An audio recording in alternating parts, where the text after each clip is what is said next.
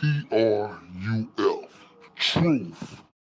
He's the mirage in the rear view glass. It's Ray from Dallas. Let slip past. Was he here? Was he there? Was he ever mine? Ray from Dallas? Just a trick played by time. This dude is savage as fuck. Or just a dream? What up, Ray from Dallas? Ray from Dallas, tell me true. He's fun. Hi, Ray. This appears to be a black man. Ray from Dallas. Let's take this walk. Is he real or just a dream? Falling stars or a laser beam?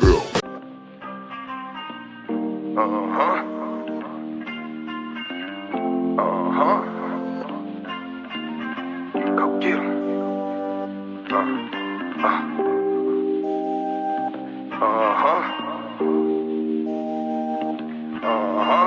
Black Lions.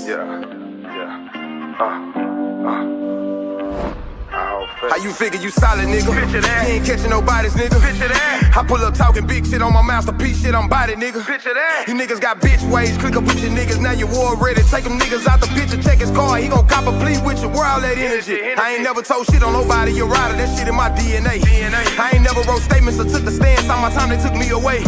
Most you niggas got issues, women tendencies, a hoe, you can't hide it, I see it in you. Shake my hand when you see me like what's the business, trying to make me believe I don't see it in you. I know niggas won't kill me like Tupac, drop me for nothing, that's why I keep 2 Glocks. Pull up with 6s, I'm stunting, I'm shining. You try me, you get your ass shoebox. I know they hating, they probably won't beat me. You see me, I'm on it like 2 cops. Clutching this up from the gate, you get twisted up quick like a nigga with new locks. Bitch, my hustle relentless, I made it. You reach for this chain, you gon' pull back enough. Don't need no vouchers or OGs to give me a pass. I'm on go, bitch, I come from the mud. I did a 8 on my dick and came home on my shit. Broke a bitch in a week for a dub. I don't believe these new niggas, they rapping my life. You ain't seen half the shit I done done.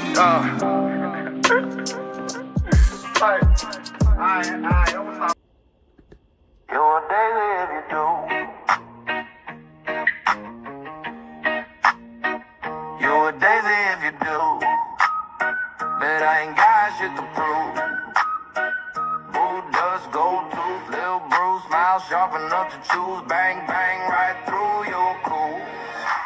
Walking like a rumor with a pulse. Lip curl sweeter than your cold. My eyes say try me and you freeze like salt. Got your huggle. You want it, that smoke, I'm the whole damn stack. Got your huggle. Step up, I'll clear the room. You're a daisy if you do. You're a daisy if you do. All aces in my hand, better back. Tongue sharp like a tag, hit a click, clack. You wanted that heat, now it's time to meet the sun. No shade, just black. Walk slow, silver in my lap. Halo, crooked, heart attack. Say a piece, talk that trash. I turn every word to glass. Cut deep. Got your huggle. You wanted that smoke, I'm the whole damn stack. Got your huggle. Step up, I clear the room. Smile sharp enough to do. You're a daisy if you do.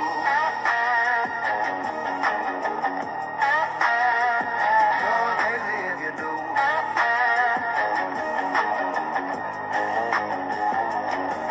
I'm the champion, feel the rush, the crowd goes wild. Obviously, obviously, yeah, obviously. Obviously, obviously.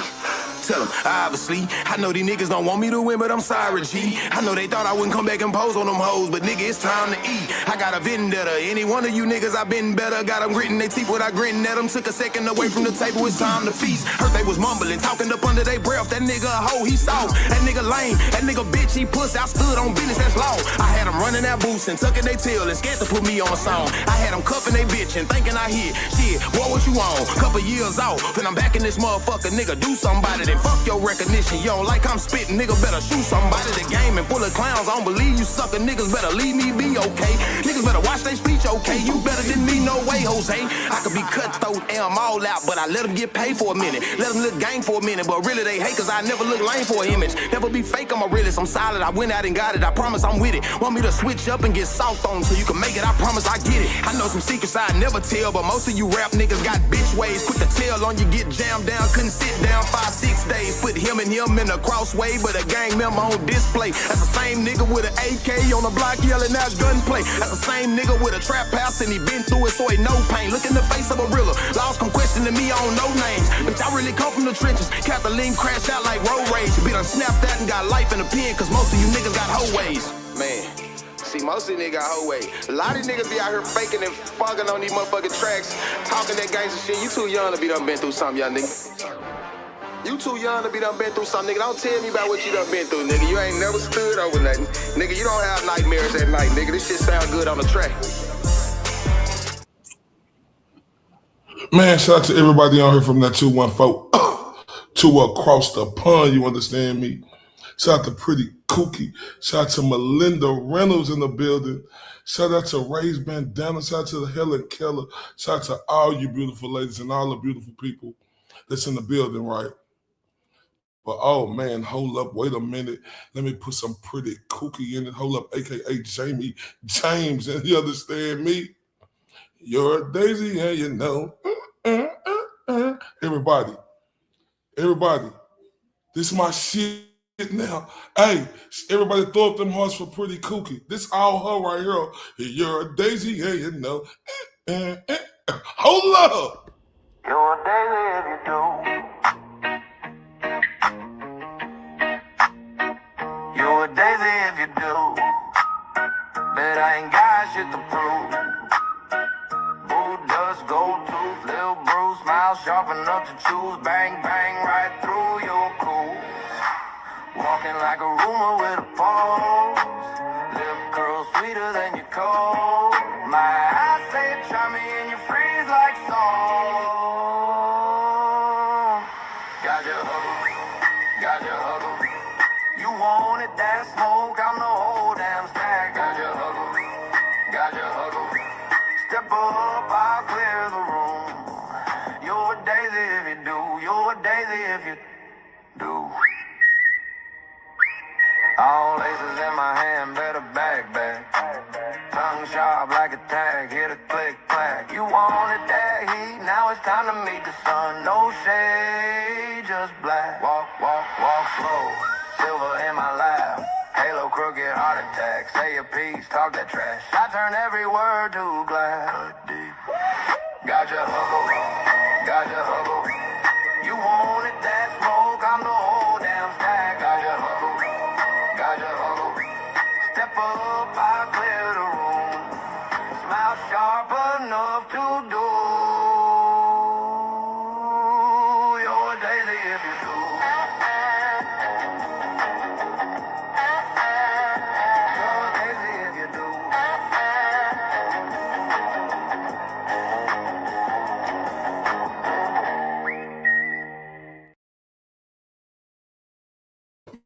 Man, you're a daisy if you do. Man, Pretty Kooky. Oh my God. Man, I love that shit's next to death. And I ain't never on here to gaslight nobody or nothing, but oh my God, they just give me a different swagger when we're about to come on, right? Because y'all know one of my favorite songs of all time, right, by Garth Brooks, right? And the thunder rolls and the lightning strikes. Hold up, another day grows cold. Hold up, now for real though, right? But that right there is that shit you too. Hey, you're a daisy if you do. Man, hold up. Man, that's that heat right there. Meet the whole, you want that heat, meet the whole damn sun. Man, hold up, man. Man, oh my God. Man, Pretty Kooky, that is simply amazing. Do you understand me? Now look, boy, I got to do that gangster lean and turn you up.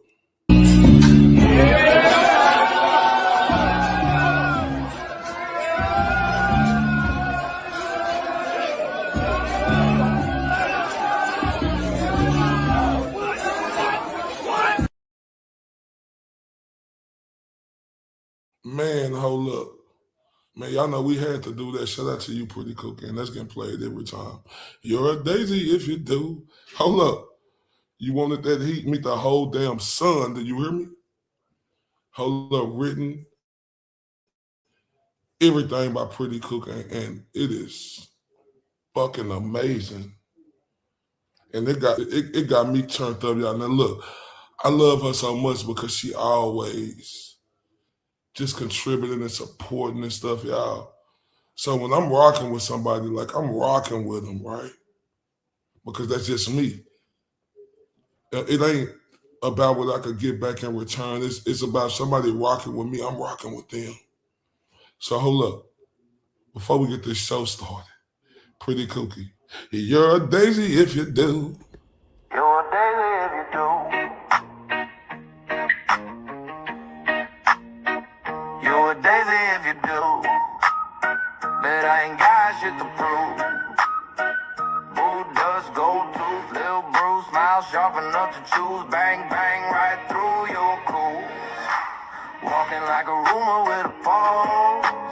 Lip curl sweeter than your cold. My eyes say try me and you freeze like salt. Got your huggle. You wanted that smoke, I'm the whole damn stack. Got your huggle. Step up, I'll clear the room. You're a daisy if you do. You're a daisy if you do. All aces in my hand, better back. Tongue sharp like a tag, hit a click clack. You wanted that heat, now it's time to meet the sun. No shade, just black. Walk slow, silver in my lap. Halo crooked heart attack, say a piece, talk that trash. I turn every word to glass. Deep. Got your huggle. You wanted that smoke, I'm the whole damn stack. Got your huggle. Step up, I clear the room. Smile sharp enough to do. You're a daisy if you do.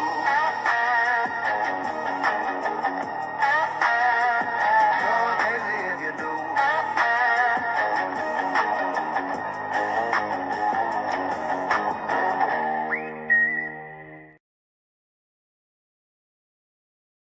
Man, shout out to Pretty Cookie. I love you to death, you beautiful woman. And you know that's getting played every day, every time I'm on here.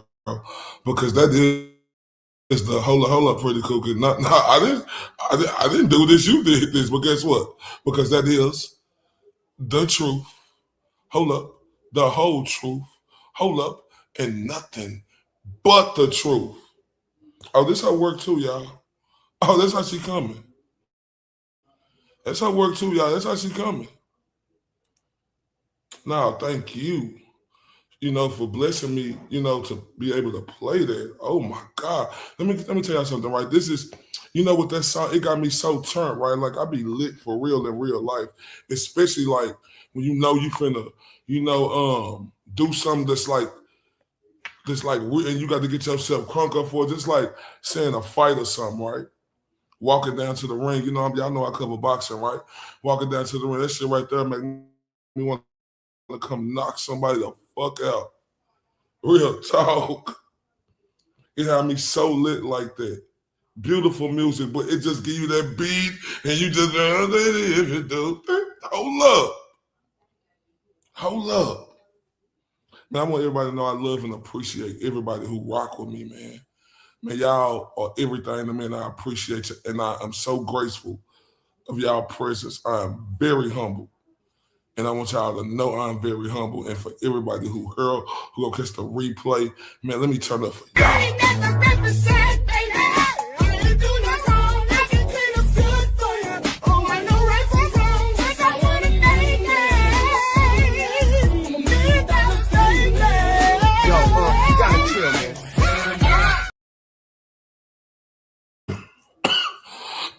Oh shit. Hold up. Oh my God. Right. So, defense versus prosecution. The final battle in the Kouri Richins trial. Shout out to Jay Cornish in the building. Love you to death. Love you to death. Love you to death, Jay Cornish. I say defense versus prosecution. The final battle in the Kouri Richins trial.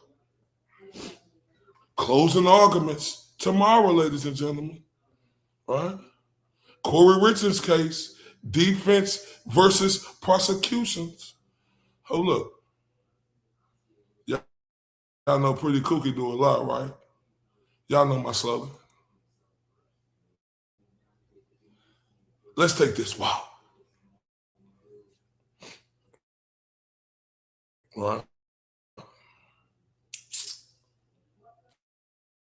Let's take this walk. Shout out to Pretty Cookie. Look how the messenger.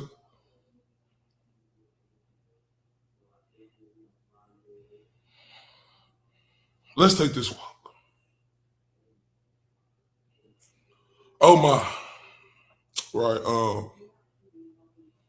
We.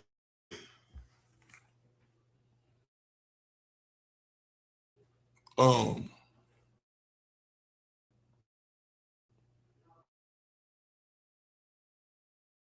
of the most critical moments in any criminal case closing argument. Right. After couple of weeks of testimony, witnesses, evidence, cross-examinations, and intense courtroom, their final opportunity to speak directly to the jury, ladies and gentlemen. This is where each side will be able to explain how the evidence should be interpreted and why the jury should rule in their favor. How the jury should rule in their favor. Hold up. Wait a minute. Let me put some beautiful Melinda Reynolds in it. Man, she turned me up, y'all. Hold up. So y'all know we got to do right. Y'all know we got to do right. Y'all know we got to turn her.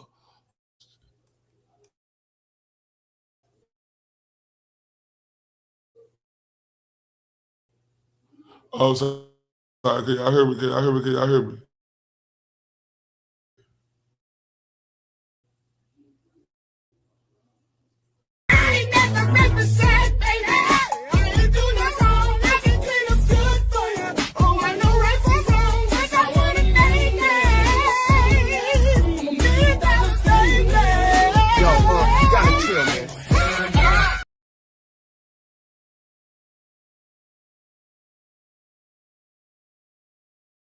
Let you know, I love and appreciate you, Melinda Reynolds, just like everybody else, right? And anybody, right? You know, if y'all can't hear me, just please let me know, and we'll get to it. Shout out to the beautiful Jeannie in the building. Salute, Jeannie. Shout out. Shout out to Jake. Shout out to everybody. I love yellow heart. Salute. And thank you again to the beautiful Melinda. Thank you so much. All right. So, like I stated,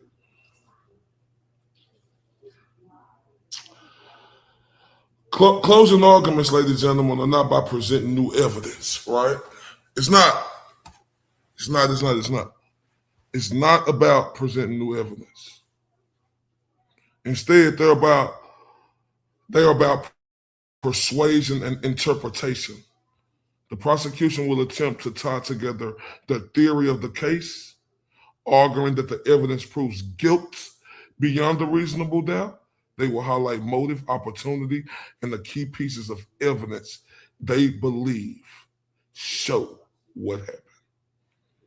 The defense, on the other hand, will focus on reasonable doubt. Their goal is to challenge the investigation, questions witness credibility, expose weaknesses in the prosecution's timeline, and remind the jury that the burden of proofs rests entirely on the state.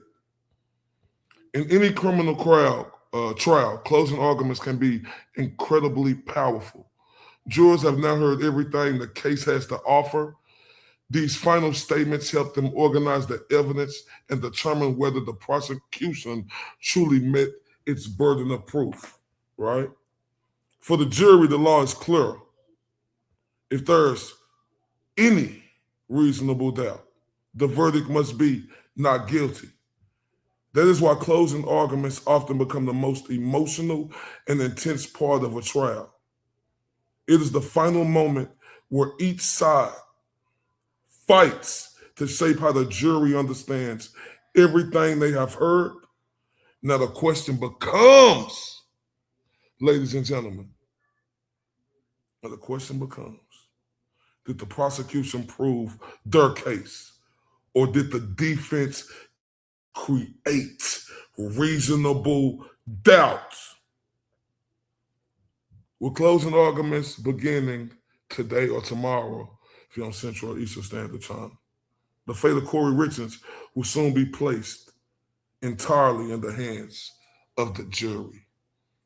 Oh, I just see the beautiful Mo Ish. She in the building. Salute. Salute, salute, salute. Love you to death, Mo Ish. Love you to death. All right. Now,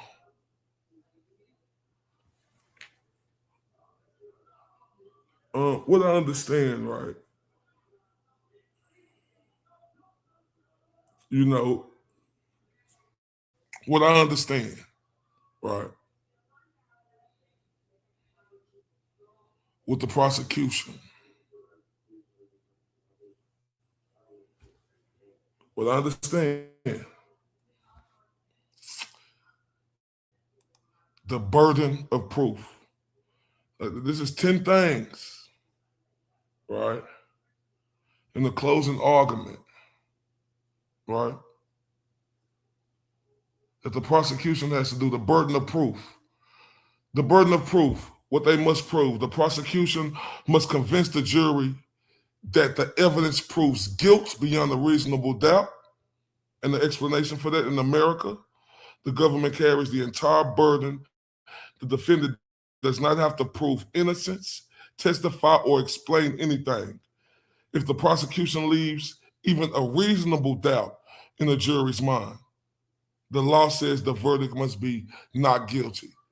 So the main thing the prosecution had to do in this choice and do in closing arguments is the burden of proof, right? Second thing they must do: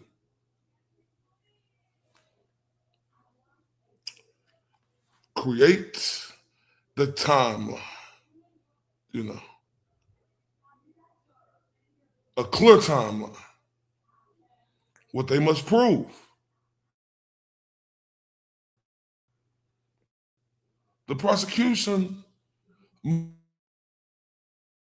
must present a clear timeline. This is the explanation for what the prosecution must do.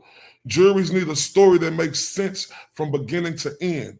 If the timeline is confusing or has missing pieces, it becomes difficult for jurors to say with certainty that the defendant committed the crime, right?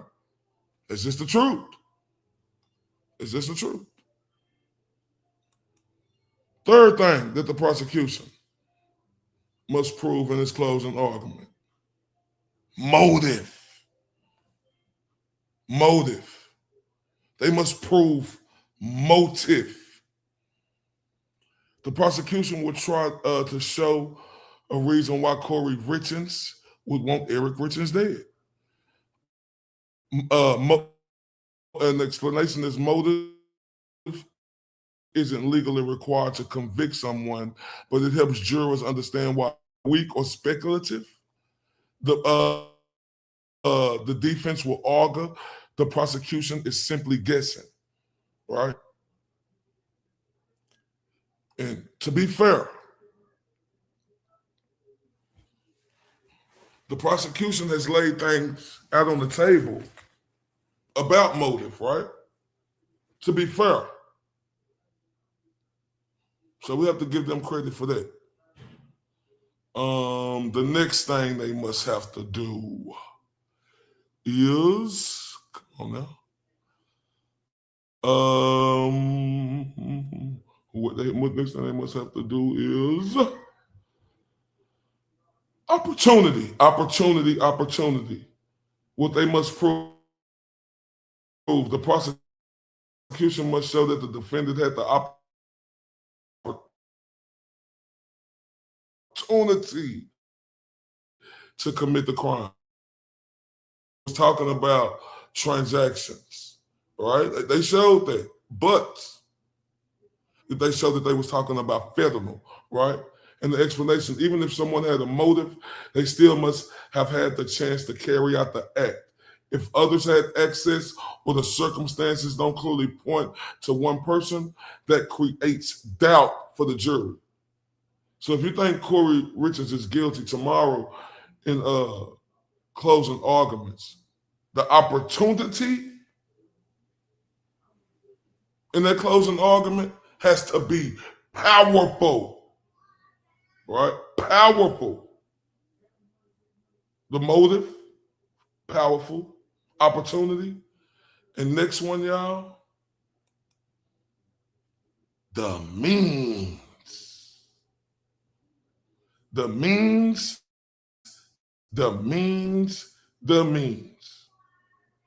All right?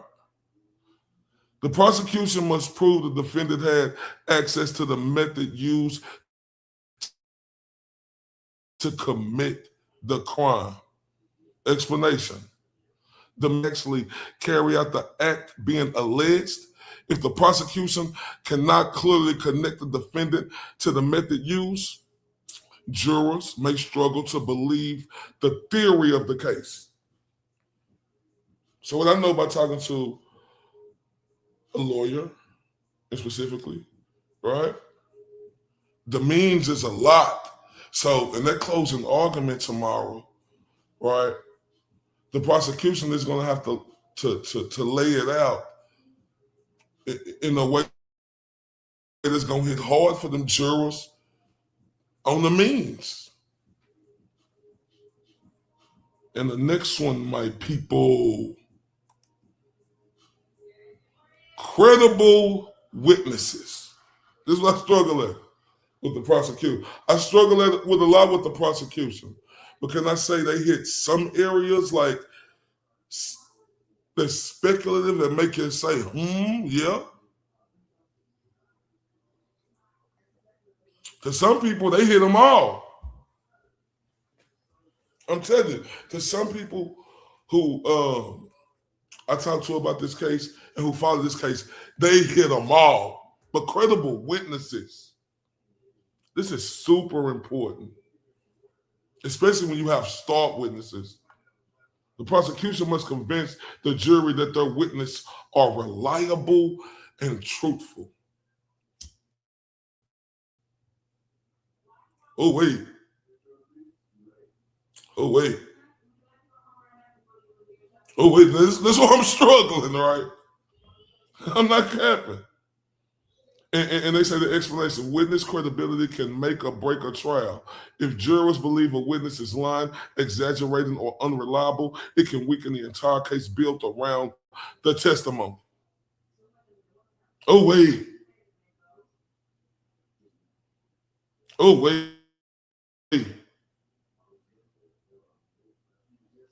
You said 12, Melinda? Well, she wants to ride. I said, oh, wait. Witness credibility.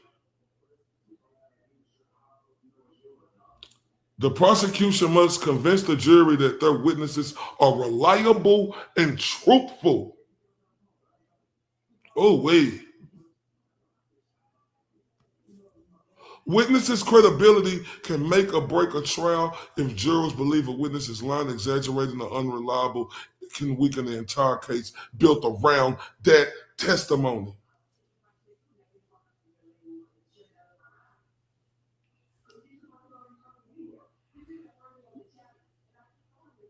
They had some witnesses, you know, whether you, it depends on how you looking at it, right?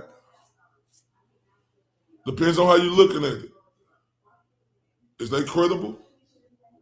Because that's a big key, right? And this is also a big key. A reliable investigation, my people, a reliable investigation. This is everything in the case. Prosecutors must defend the quality of the police investigation. In a closing argument tomorrow, right,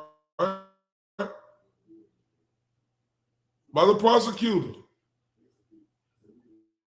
defend the quality of the police investigation to them 12 jurors, right, who have seen the police as witnesses. You know, we talked about this case. We went over it, right? And if investigators missed any evidence, failed to test important items, or ignored other possibilities, the defense will argue the case was rushed or biased. A sloppy investigation can create serious reasonable doubt.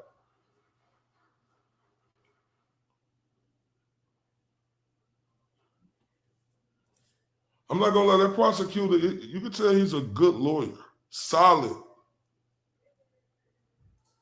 But just me believing that they have improved their case, right? It's a lot of people who believe they have, but I'm just telling you me. I want to see how, I think his name Blood said something like that. This is key right here to me. Shout out to the beautiful ocean in the building, y'all. And I promise y'all, after I get through, I'm almost done with reading these first ones. Then we're gonna get to what the defense got to do. But after I read these first ones, I'm gonna get to the questions. I promise y'all that. But this is key to me, right here. This is key. He's gonna have to show in that closing argument.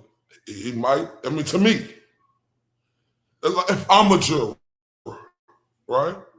If I'm on the fence, right? Show me if this one thing is keeping me from saying guilty or not guilty. Let's say if it's the police investigation. He's gonna have to show us, you know, and tell us to the jury, and this is one of the things it's most important for me to hear and see what he got to say tomorrow. Crucial. Another thing the prosecution must do in their closing argument. What they must prove, right? The evidence that fits together. The prosecution must show that all the evidence points in one direction and one direction only. Kouri Richins. Have they did that? Everybody think about the explanation of that, what they have to do. Trials are like puzzles. If the pieces don't fit together cleanly, jurors start questioning whether the picture being presented is accurate. The prosecution needs the evidence to tell one clear story. And in his closing argument tomorrow, this is going to be crucial.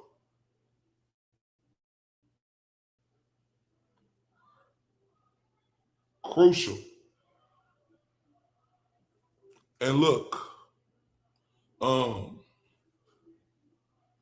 this is the one, addressing reasonable doubt, right? Addressing reasonable doubts. Anybody who thinks she's guilty 100%, hey, it's your opinion, right? It's your opinion. But to me, in my opinion, in this case, right, it's been a lot of reasonable doubt. In my opinion. In my opinion, in this case. So prosecutors must prove, they must convince jurors that any doubts raised by the defense are not reasonable. This is going to be important in this closing argument, right? Important. I don't know who that was that said that. Probably was my guy, the lawyer you know. He said that, and we know this is to be true. Shout out to Peter. He said that since the defense had closed, right, that shook the prosecution a little bit, right? So he stated that usually they get 2 times to, get up the prosecution. They get up first, then the defense, like whoop-de-whoop.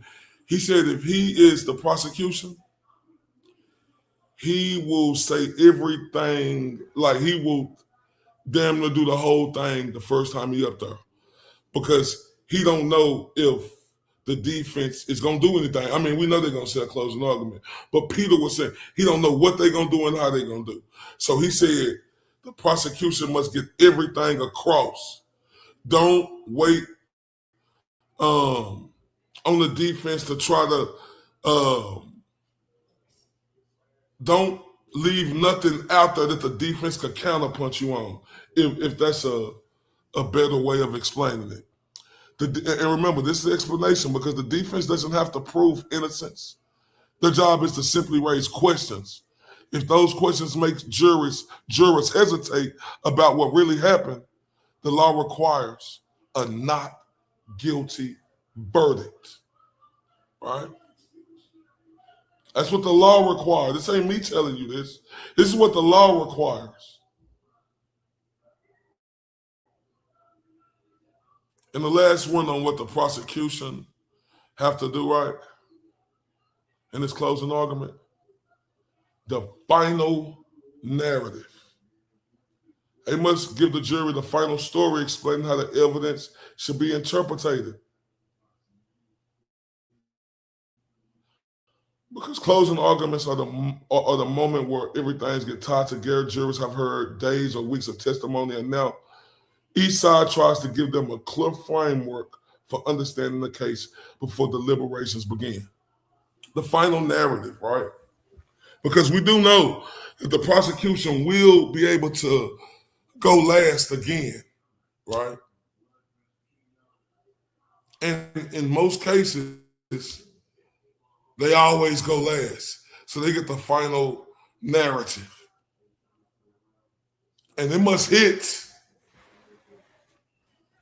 That final narrative must hit. Right?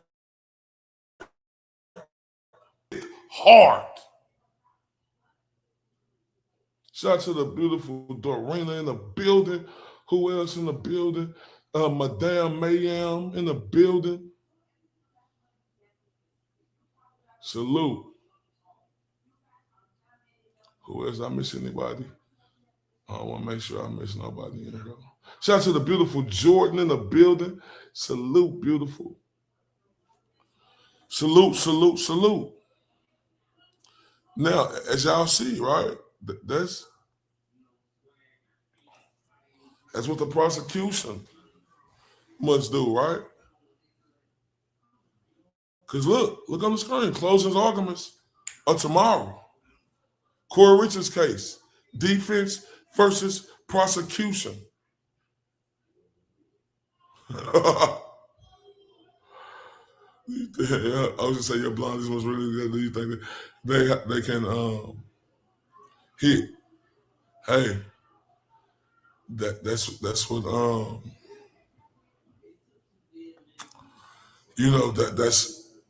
what we're waiting for. That's what we want to see. Now, let's go to the defense because I got some video. Hopefully it play. I downloaded this from my guy Peter. Hopefully it play.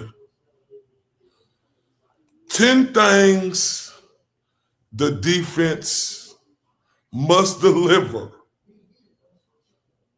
in closing arguments.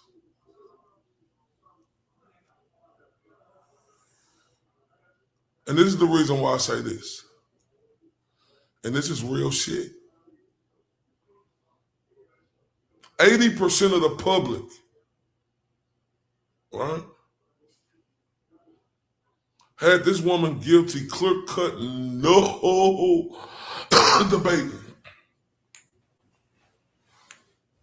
Pre-trial, before the trial, it changed some, but you still got a big percentage of people who believe she's guilty beyond a reasonable doubt.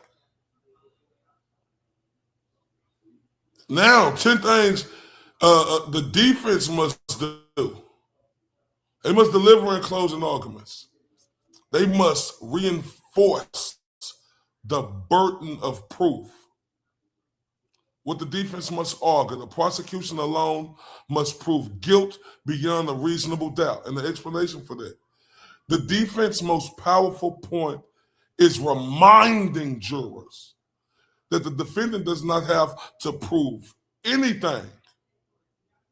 If the prosecution let even one reasonable doubt about what happens, the law requires a not guilty verdict. Now, this doesn't matter. I'm going to take my feelings out and how I feel about this case. It doesn't matter how I feel if I think that they didn't prove this case or not. This is important. This is super important for this defense. We got to go in reality, y'all. And that's what I'm gonna live in. Reality, real quick. The reason why this is so important, they must reinforce the burden of proof.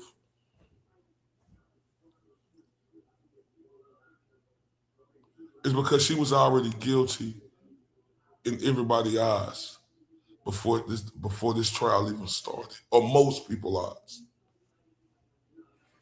As the case went on, the percentage may have changed, right? A percentage may have changed. I'm sorry, I got to get to some of these questions. I apologize. Let me just see what y'all was saying real quick. Good night. Okay. I'll start right here with Mois. She said, what do cops do when they seize electronics? What information can be obtained from a cell phone? Utah prison women. Summit County District Attorney, can cops delete messages? That's interesting. Is your sock on the door closed? Oh, shit. Underscore essay. Can a mutual policy on life insurance cause of death? Will life insurance pay if death certificate says pending? Death certificate, will life insurance still pay? Interesting. In some states, the prosecutors can go twice. A federal correction institution in Dublin, luxury prison, the rich in America. If someone is poisoned, what does it go down? What is presumptive positive for Naxaline? Is Naxaline similar to heroin? Damn, y'all alone it, ain't you? Then the prosecutors go first tomorrow and rebut the defense truth. If I was on the jury, I can't convict, just not enough. I wouldn't be able to live with myself. I voted with my gut and intuition only. I agree with you. 100% on that. 100. Oh, those are Google searches? Oh, okay. But them after the fact, though. Them was after the fact, Mo. That's what, and that's another thing that the prosecution did, right? That's another thing that the prosecution did. That's another thing that they did, y'all. That's another thing that they did. They tried to perceive to us like them texts was made before he died. And it was mind-boggling to me to see them Google searches came out after he died.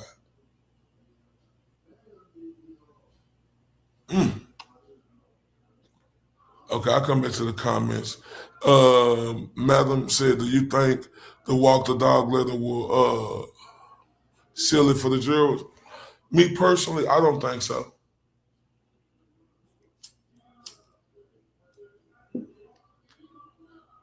Me personally, I don't think so. I've seen a lot of people put a lot into that walk the dog letter, right? I did. Me personally, I don't think so at all. At all. But I'm not a lawyer. I'm not on this jury. People interpret things different, than what I interpret, right? And with me interpreting it, right, I didn't interpret that. You talking about I interpreted it as, especially with her brother, like she in there trying to tell him to get the story straight. If you fighting for your life, or even, I don't know. I don't know. I'm just, I just don't know, y'all. I just don't know. I'm not gonna lie to y'all. I don't know. But like I said, we're finna get back to it with the defense. Oh, thank you for that. I don't know. I don't think so. Yeah, juries, shout out to Mo _ it's juries love to convict. Look at the False case, Edric False. Oh my. I think they're gonna convict, but I don't believe they proved the case. Jordan. And that's what that's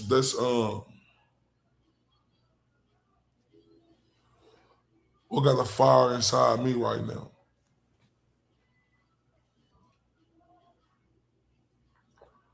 Because like I said, it's 12 jurors. 12 jurors. It's up to them. Look at Edric Faust. We didn't see nothing that would make him convict. Shout out to the great Melanie Little. That's why I watched that trial. That's a good one right there. She said, OMG, Faust broke my heart. I'm still in shock. That man was, railroaded. Man. I wish everybody watched this trial. Right? I do. But let's get to the next one. Expose gaps in the timeline. Expose them. What the defense must argue, the prosecution timeline of events is incomplete or uncertain. The explanation. If jurors cannot clearly see when or how the alleged crime happened, they may question whether the prosecution truly knows what occurred. Missing pieces in the timeline create uncertainty.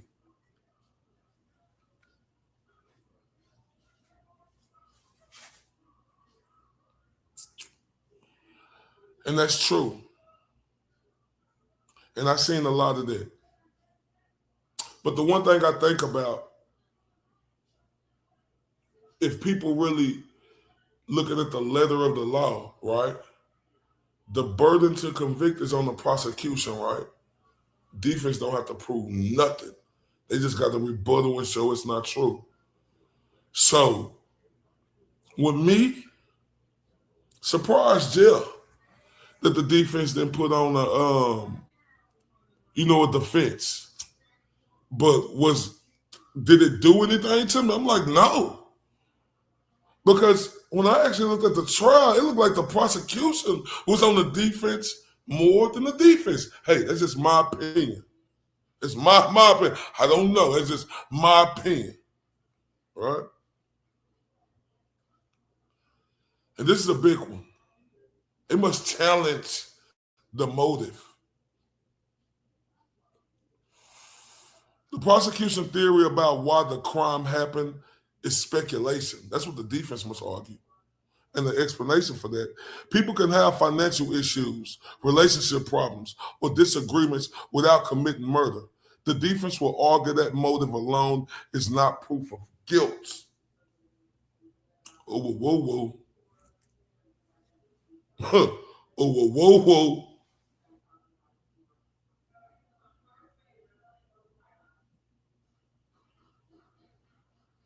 Oh, whoa, whoa.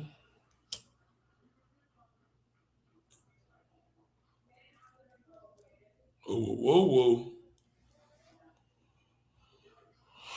The defense must argue the prosecution's theory about why the crime happened is speculation.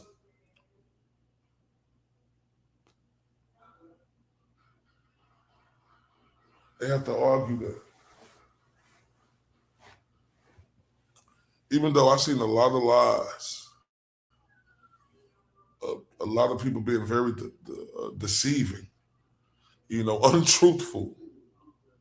I don't remember. Probably I looked at it, right? That's weird. Probably.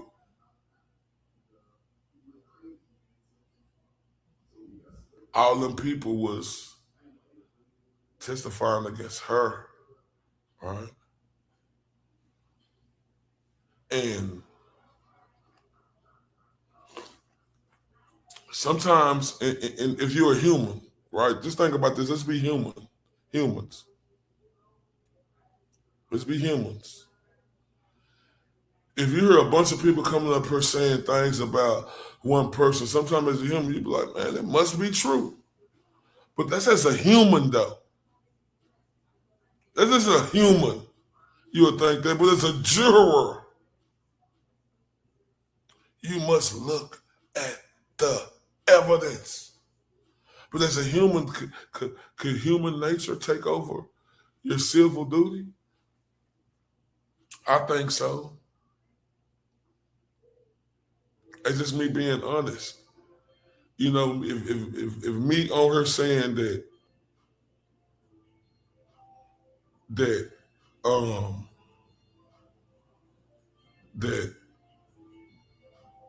your human nature can't take over, then I'll be foolish.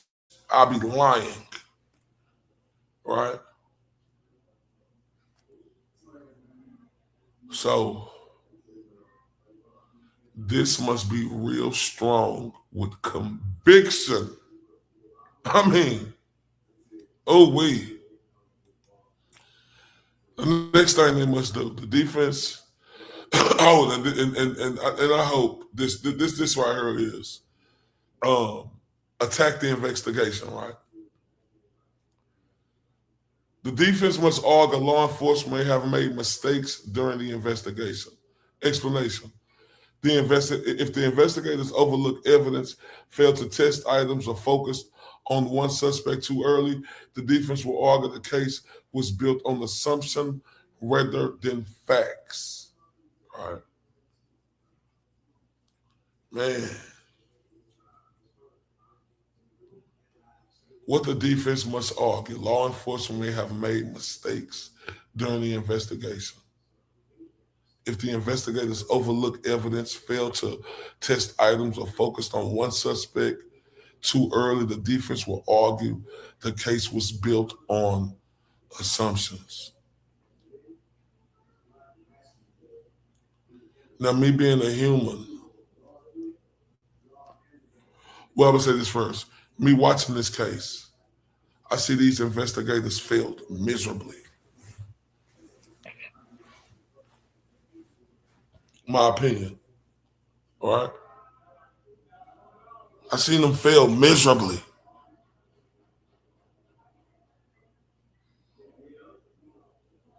But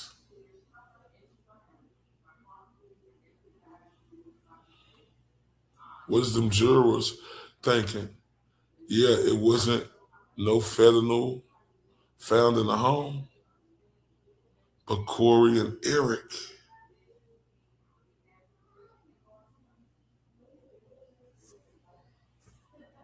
Or Kouri was the last one with him.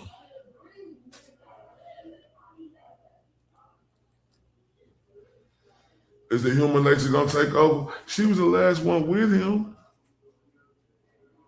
So she should have did it. But if the juror was reading the letter of the law enforcement may have made mistakes during the investigation. If investigators overlook evidence, fail to test items, the cup. I didn't even know about that name they made. What they call it, the Russian something drink or something. Why was it shot to the beautiful me V in the building? Why wasn't that tested? Why was her probably? I don't know. I'm the lead investigator, but I don't know. Did he have to do with it? Did you talk to him? No. Do you know what the? No, I don't know nothing. Probably they did it. Probably. I think so. I don't know. No, I didn't do it. Oh my.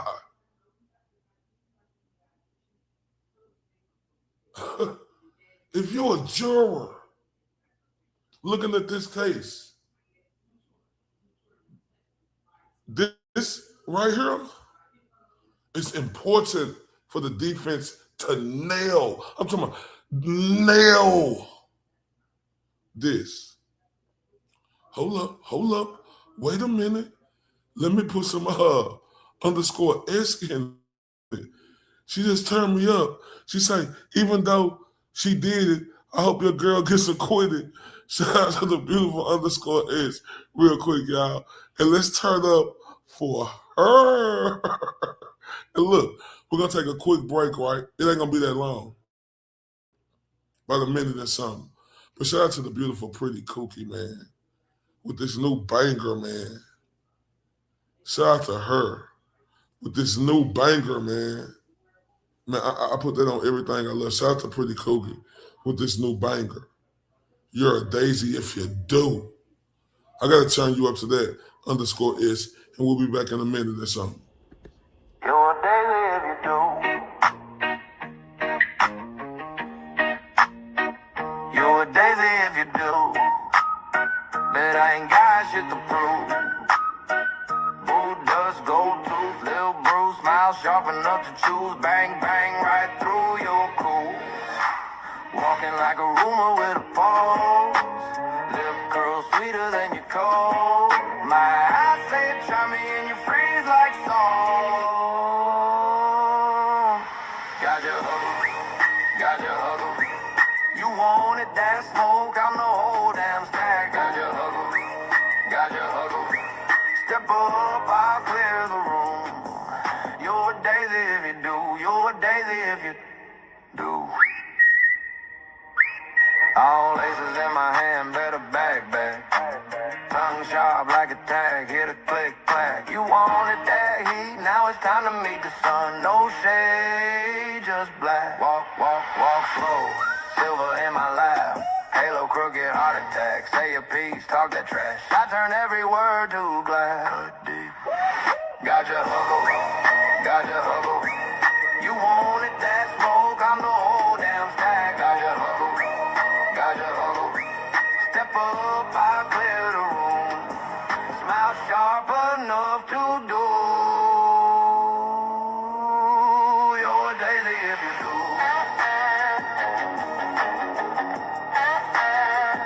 You're a daisy if you do.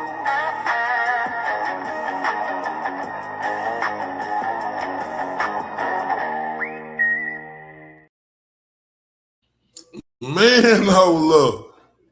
You're a daisy if you do. Hold up, boy. Man, you know what type of grinding you could do on that shit, dancing, two-stepping. Just doing all type of stuff with that one right there, man. Pretty Cook, I love you to death. For real, you the truth, the whole truth, and nothing but the truth. So help me. All right? And shout out to the beautiful Mo. I appreciate you. And we turned that up for you because I had the man hold up. Y'all know that's going to have major play every show. Every show. No cap. Now, let's get to the next one.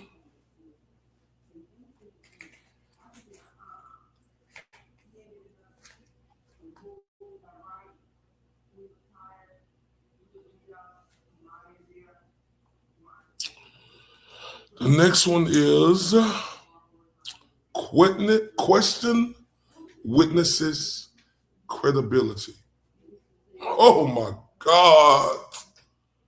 It's no doubt in my mind that this is going to be powerful.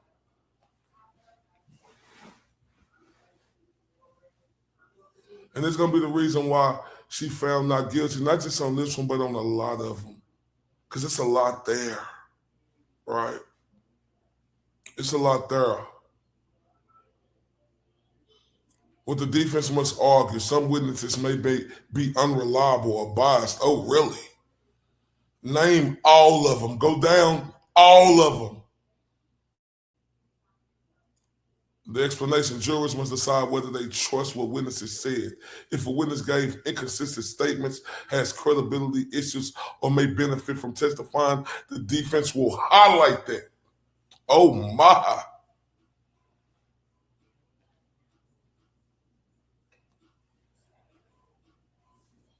They will highlight that. They will highlight that. And this is going to be powerful. Powerful. And this is one of the reasons, one of the main reasons why Kouri Richins will be walking out that courtroom whenever they come up with a verdict, right? I'm just saying, if you're a juror, jurors must decide whether they trust what witnesses said. If a witness gave inconsistent statements that have credibility issues or may benefit from testifying, the defense will highlight that. What did that lumberjack detective officer Driscoll tell Carmen? Oh, we're going to give you whatever you need. Oh, Corman, you know, our other guy, he's going to turn to your probation officer. Oh, Corman, guess what? You could lie to the judge who gave you that deal just because you want to go get some penis from your boyfriend in Las Vegas. Oh, my.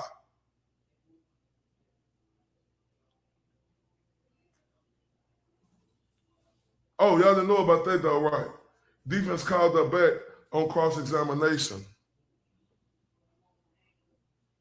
And they called her out for lying to the judge who gave her this sweet deal.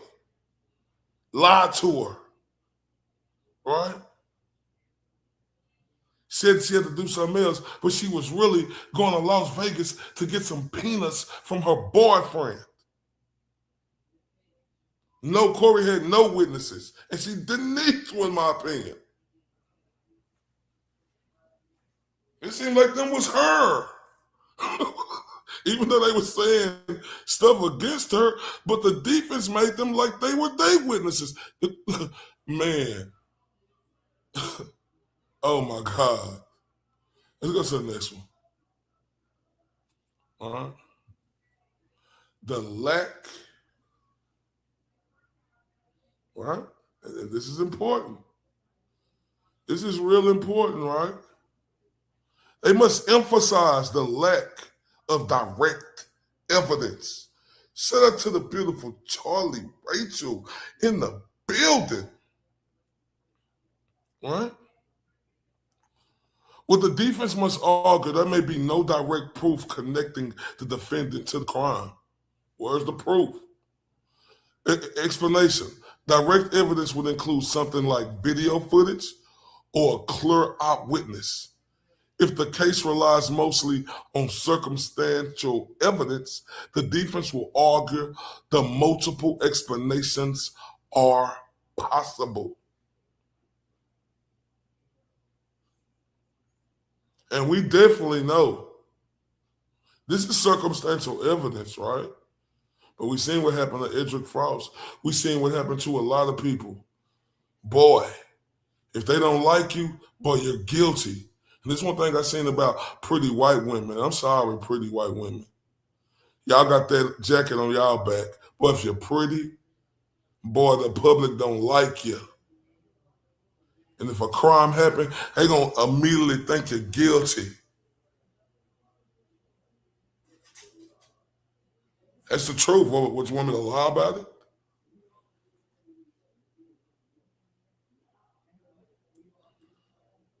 But they have none of this. Right? They have none of this. But hey, Kouri had money problems. How many men have money problems and they go tell their wife they broke? How many men do other stuff? Oh, because this woman, oh, she had money problems. And another thing too, right? Another thing.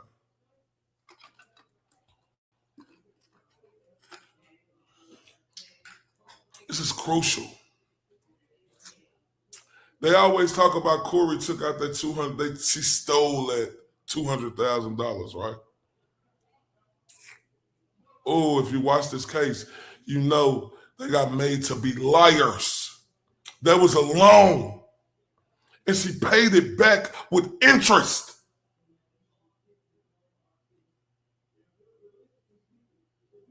That was a loan, and she paid it back with interest. But guess what? They let the public believe that she stole it.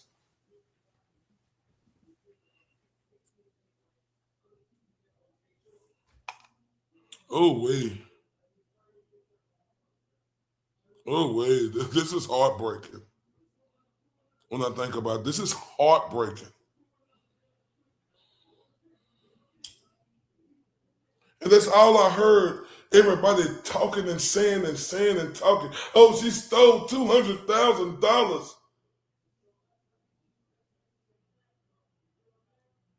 Because that's what the prosecution and the public, they want to make the public believe the trial hadn't even started.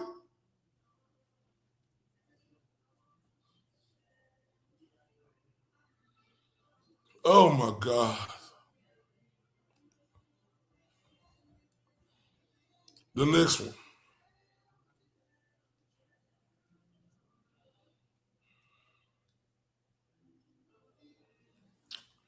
Present alternative possibilities. Oh my. Well, the defense must argue there could be other explanations for the evidence. Explanation. The defense doesn't have to prove exactly what happened. They only need to show that the prosecution explanation is not the only possible one.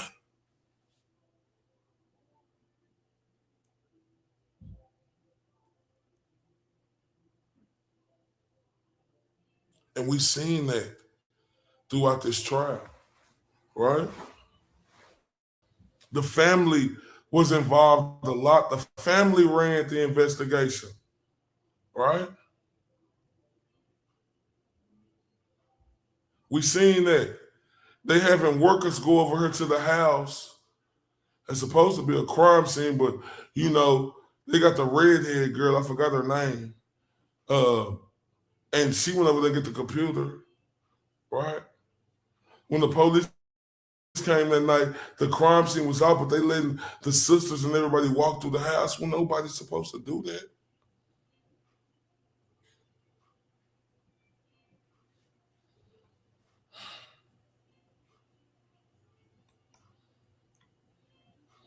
Next one. This is a big one. Emphasize reasonable doubt. Emphasize what the defense must argue. The prosecution case leave unanswered questions. Who been watching this trial? Me. I got my hand up, both of them. Me. Explanation. Reasonable doubt means jurors cannot say with certainty that the defendant committed the crime. If doubt remains about the evidence of investigations, juror must consider that carefully. Carefully. Because it's a bunch of unanswered questions. What's that word? Presumptive, right? You can't be presumptive and say that she wanted fentanyl when she said she wanted Proval, the Michael Jackson drug. Eric died of fentanyl, not of Proval, if I'm saying that right. You can't be presumptive about that. Assume. You can't tell that to the jury to believe that were facts. Michael Jackson drug and fentanyl are not the same.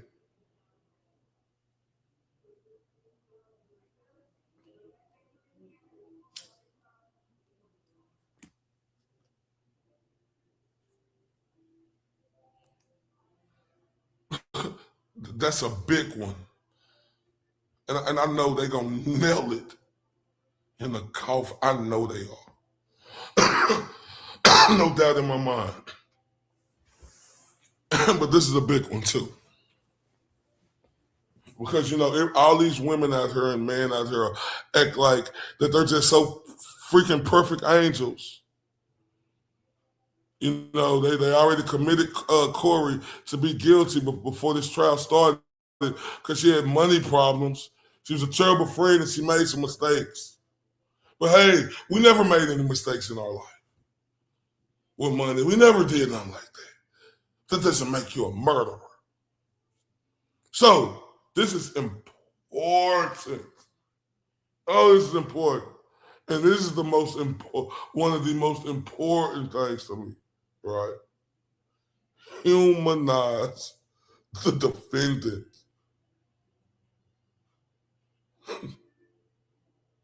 Oh my God. Oh, the defense, I hope you got your boots laced up tight. Because 80+% of the world look at her as the devil. I don't. I think she's innocent. Right? But humanizing the defendant, oh my God. That's the highest mountain you could climb when they come to this case. And what that means, the defense must argue that the defendant is more than the accusations presented in court. Oh wait. The explanation: defense attorneys often remind jurors that the person sitting in the courtroom is a human being whose life and future depend on their decisions. This helps jurors think carefully about the seriousness of their verdict. And oh my, hell of a point. They got to nail this, y'all. Oh, they got to nail this. Humanize Kouri Richins when everybody thinks he is the devil. This is a big one. This is huge to me. This is huge to me for her because I ain't gonna lie to you. I ain't gonna lie to you. I ain't gonna lie to you.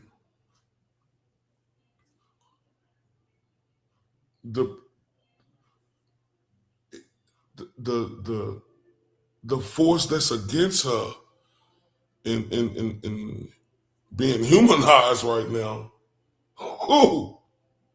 It's impactful. So the defense has have to come with the hardest clothesline they ever threw in their life to humanize this defendant. And like underscore essay, cases are won in openings and closing. We think like we have to think like a juror. Most of them aren't people that follow trials like this, etc. They need the story. They need the story wrapped up. True, but this is big right here for me, y'all.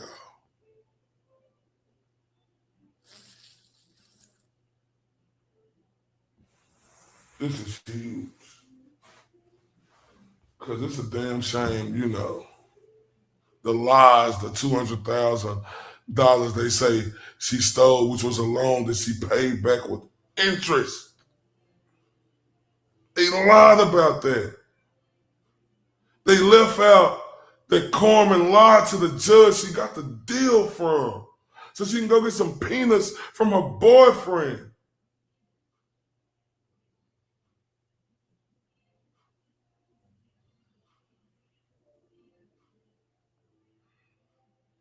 If I say something is big,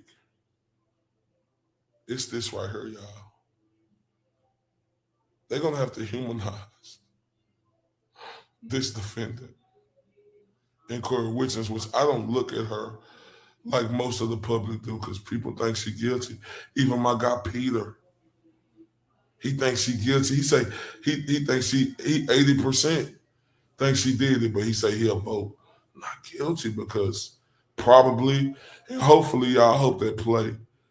For me, I hope I don't have no operator errors. Everybody tell her how, y'all tell them how it's been playing good. Like for real. Now, this is big right here. Big. Yeah, jurors have a tough job to do.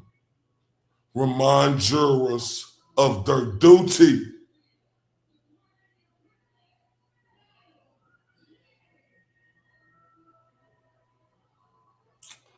What the defense must argue, the jury must follow the law and not convict based on emotions or speculation.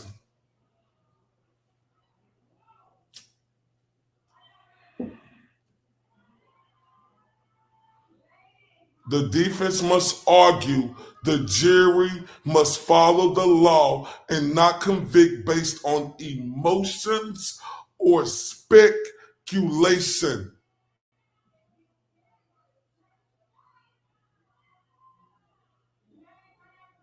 Explanation. The defense will often close by reminding jurors that their responsibility is to base their decision strictly on the evidence and the law. If the prosecution failed to meet its burden 100% with no reasonable doubt, the law requires a not guilty verdict.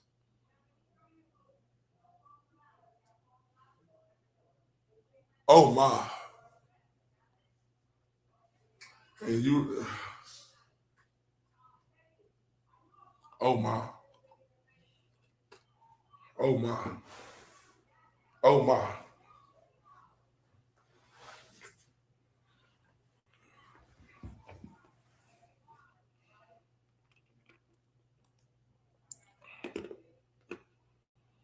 Closing arguments tomorrow, y'all.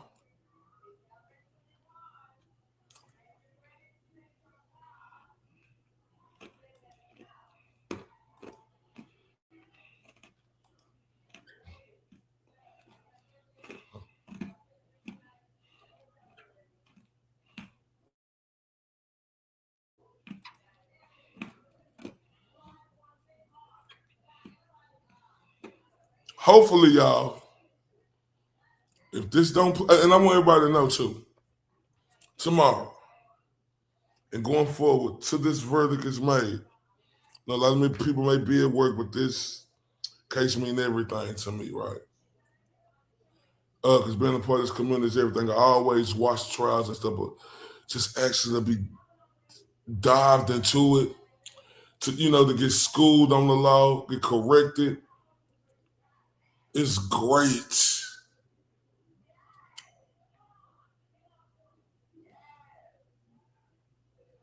And I'm gonna be covering this. No, I know, Mo, but I'm gonna be covering this all day until a verdict is made. But y'all know, Peter Tragos and his dad, Big George. Y'all know I rock with them. Now, hopefully, y'all, hopefully, I'm praying, hopefully, this play right. I said hopefully. So, let's see.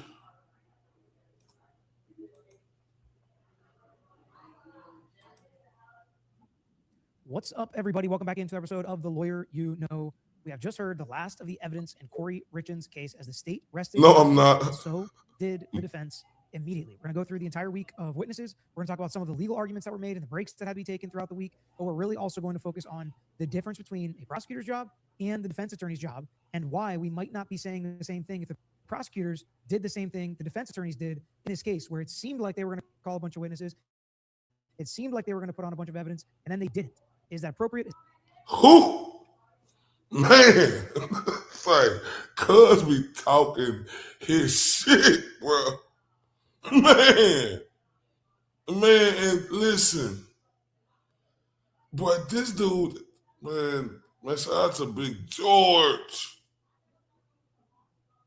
Oh, man, this dude is good. Is it fair? Is it unfair? What is the role of a defense attorney versus prosecutor? We'll get into all that today with my dad. He will be the special guest, as always, for the last couple weeks in this trial. Former state and federal prosecutor, because I know a lot of people are going to say, well, this is typical for defense attorneys, but prosecuted a ton of cases before becoming a criminal defense attorney. But prosecutors and criminal defense attorneys should see this the same. And I think many of them would agree with us, especially if they practice on both sides of the aisle, which so many have. So make sure you guys hit that like button. Let's get to it. All right, Dad, we're back with another week from the Kouri Richins trial. 4 days in the courtroom, but it was really only probably closer to 2.5 to 3 days of actual evidence and witness testimony, because we had a lot of legal arguments this week. What was your thought about the week as a whole, the lawyering that we saw? Any overarching thoughts? Well, I think it was appropriate. I think the lawyers did what they were supposed to do. They argued, they fought, they did the good fight. A judge did what he was supposed to do, and he made rulings. This is the way it's supposed to go. We have been, I don't want to say spoiled because that's a bad word. We have not seen a lot of really aggressive lawyering in a lot of the cases that we have tried. In this case, these lawyers are being aggressive, and they are arguing and fighting for their client. And so I don't fault them for that. I don't fault them for all the time they took, and give the judge credit. The judge gave them the time they needed to make their arguments. In fact, I think, maybe I'll forget the words he used, but at the end of every argument, he asked them, I think, is there anything else? Or he has a phrase that he uses, is there anything else you'd like to say? Because he gave them all the time that they needed to make their argument, which is a wonderful attribute for a judge. Yes. Now, boy, he ain't lying. This judge has been great. I mean, and he been fair.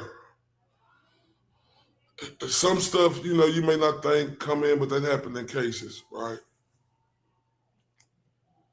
But one thing he did was give them,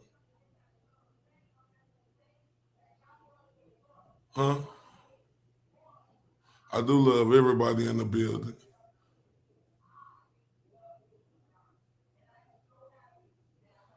All right. This judge was amazing, though. I mean, he had that, everybody, is there anything else y'all want to get done from today? All right, boy, don't interrupt me while I'm talking. Shit. Hold up. You see this jacket I got on? You better put some respect on my, shout out to that judge, though. But he let him go. I give him that. Do that. And he didn't let him go on and on and on, but as long as they had something relevant to say, I agree with you. You said we don't see a lot of aggressive lawyering in the cases that we try. Did you mean watch on YouTube? Watch. I mean, watch on YouTube. Oh, did I say try? I'm sorry. Watch. Yes, the ones we watch, we've seen a lot of lawyers that kind of sit back and let things slide. Right. These lawyers let nothing slide. I give them credit for that. Especially in some of the high stakes cases where somebody has died and, these lawyers, maybe they don't care for whatever reason, maybe they're overworked and they don't put the time in. I don't think we're seeing that in this case. A lot of people said that they think these lawyers are unprepared, don't know what they're doing, and are just, wasting time. Did you get that vibe this week? No, I didn't get that vibe. They did, and we'll talk about at the end about how they made their decision at the end. Yeah, that's different. That's a different situation. But as far as arguing the law and making their arguments and making their objections, totally appropriate.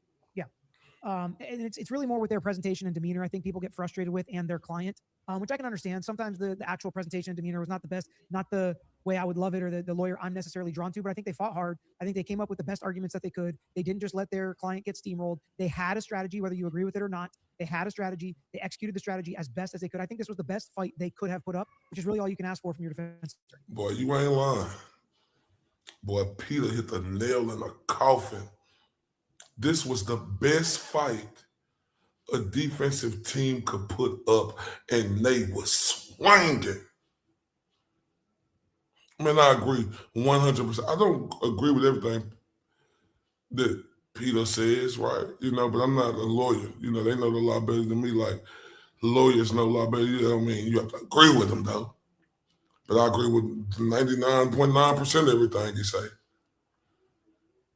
But he said the defense did everything they could, fighting for their client. If you really watch this case, boy, you seen the defense swinging, haymakers, bobbing and weaving, jabbing. Footwork is amazing. They will flow like a butterfly, sting like a bee. We fighting for Kouri Richins. Oh, yes, sir. Oh, shout out to the beautiful Emma Rose in the building. Salute. Right. And one thing that I appreciated, because it's the way I do it, they never conceded. When the judge said, "Okay, we'll do it this way," or the prosecutor said, "All right." Oh, no. I agree with mostly. But see, that's the thing right there. I don't know the law like Mois know the law. All right. So I'm not even, on that level, right? See, the thing with me, I just like asking different questions and trying to understand why it can't. But when you ain't went to law school to where I understand it, you can't say I can't see why this can happen like that. You got to be able to formulate that shit. No, I know, but that's what I done learned, right? Because just like I'm telling y'all how jurors can't react off emotions. Like, when you looking at it, you can't either. When you thinking about the law, if you're trying to learn, right? If you're trying to learn, just close this tomorrow. I will be Zooming all day. I will be doing this all day. If y'all come rock with me, right? But that's what I understand, right?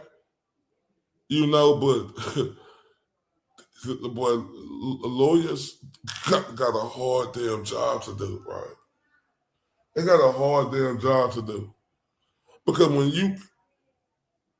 you can't go off common sense, you got to go off what you can get in, or you got to be able to lay foundation for that shit. No bullshit. You can't just say, "Oh, judge hearsay." Oh my God, this shit is amazing. It's incredible. This shit is incredible, and to know them like 102Cs, 102D, and all the law and this shit is incredible. How you have to do a case, bro. I'm sorry, y'all. Man. Judge, we'll change the way we'll do it. We'll do it this way. They never said, "Okay, we withdraw our objection." No, they said, "No, Judge, we still object." So they never conceded the argument, because they knew if you concede that argument, then that means when the appeal comes around, you're not going to be able to argue it. So they always kept up the argument. Yeah, and I think the prosecutors did. My biggest feel from the prosecutor in this case, there were some points I thought he was awesome and was the best lawyer in the courtroom. There were other points I thought he was a little less confident. But what I did feel about him is that he was honest and he wasn't trying to hide anything from them. He would turn things over. When he put Carmen back on the stand, which we're going to talk about, I thought that was as ethical of a move as you could when he had no more questions for her. I thought he was really, kept everything above board, wasn't trying to hide things, wasn't trying to do anything underhanded or sneaky. I didn't get that feel from him at all throughout this entire trial. What did you think? Well, I think, and again, I'll wait till we get to Driscoll, but I think that was a little bit of a different situation. Okay. And I think we should talk about Driscoll and the way the prosecutor handled Driscoll when we get to it. All right, so we'll start with... and I can't wait till we get to that point. See, that's why I think his dad is the truth. Shout out to Peter, right? But, his dad is the truth, like real talk. Because he said, we're going to get to that later. And that's something that I was explaining to y'all earlier of what went on during the trial. Last week,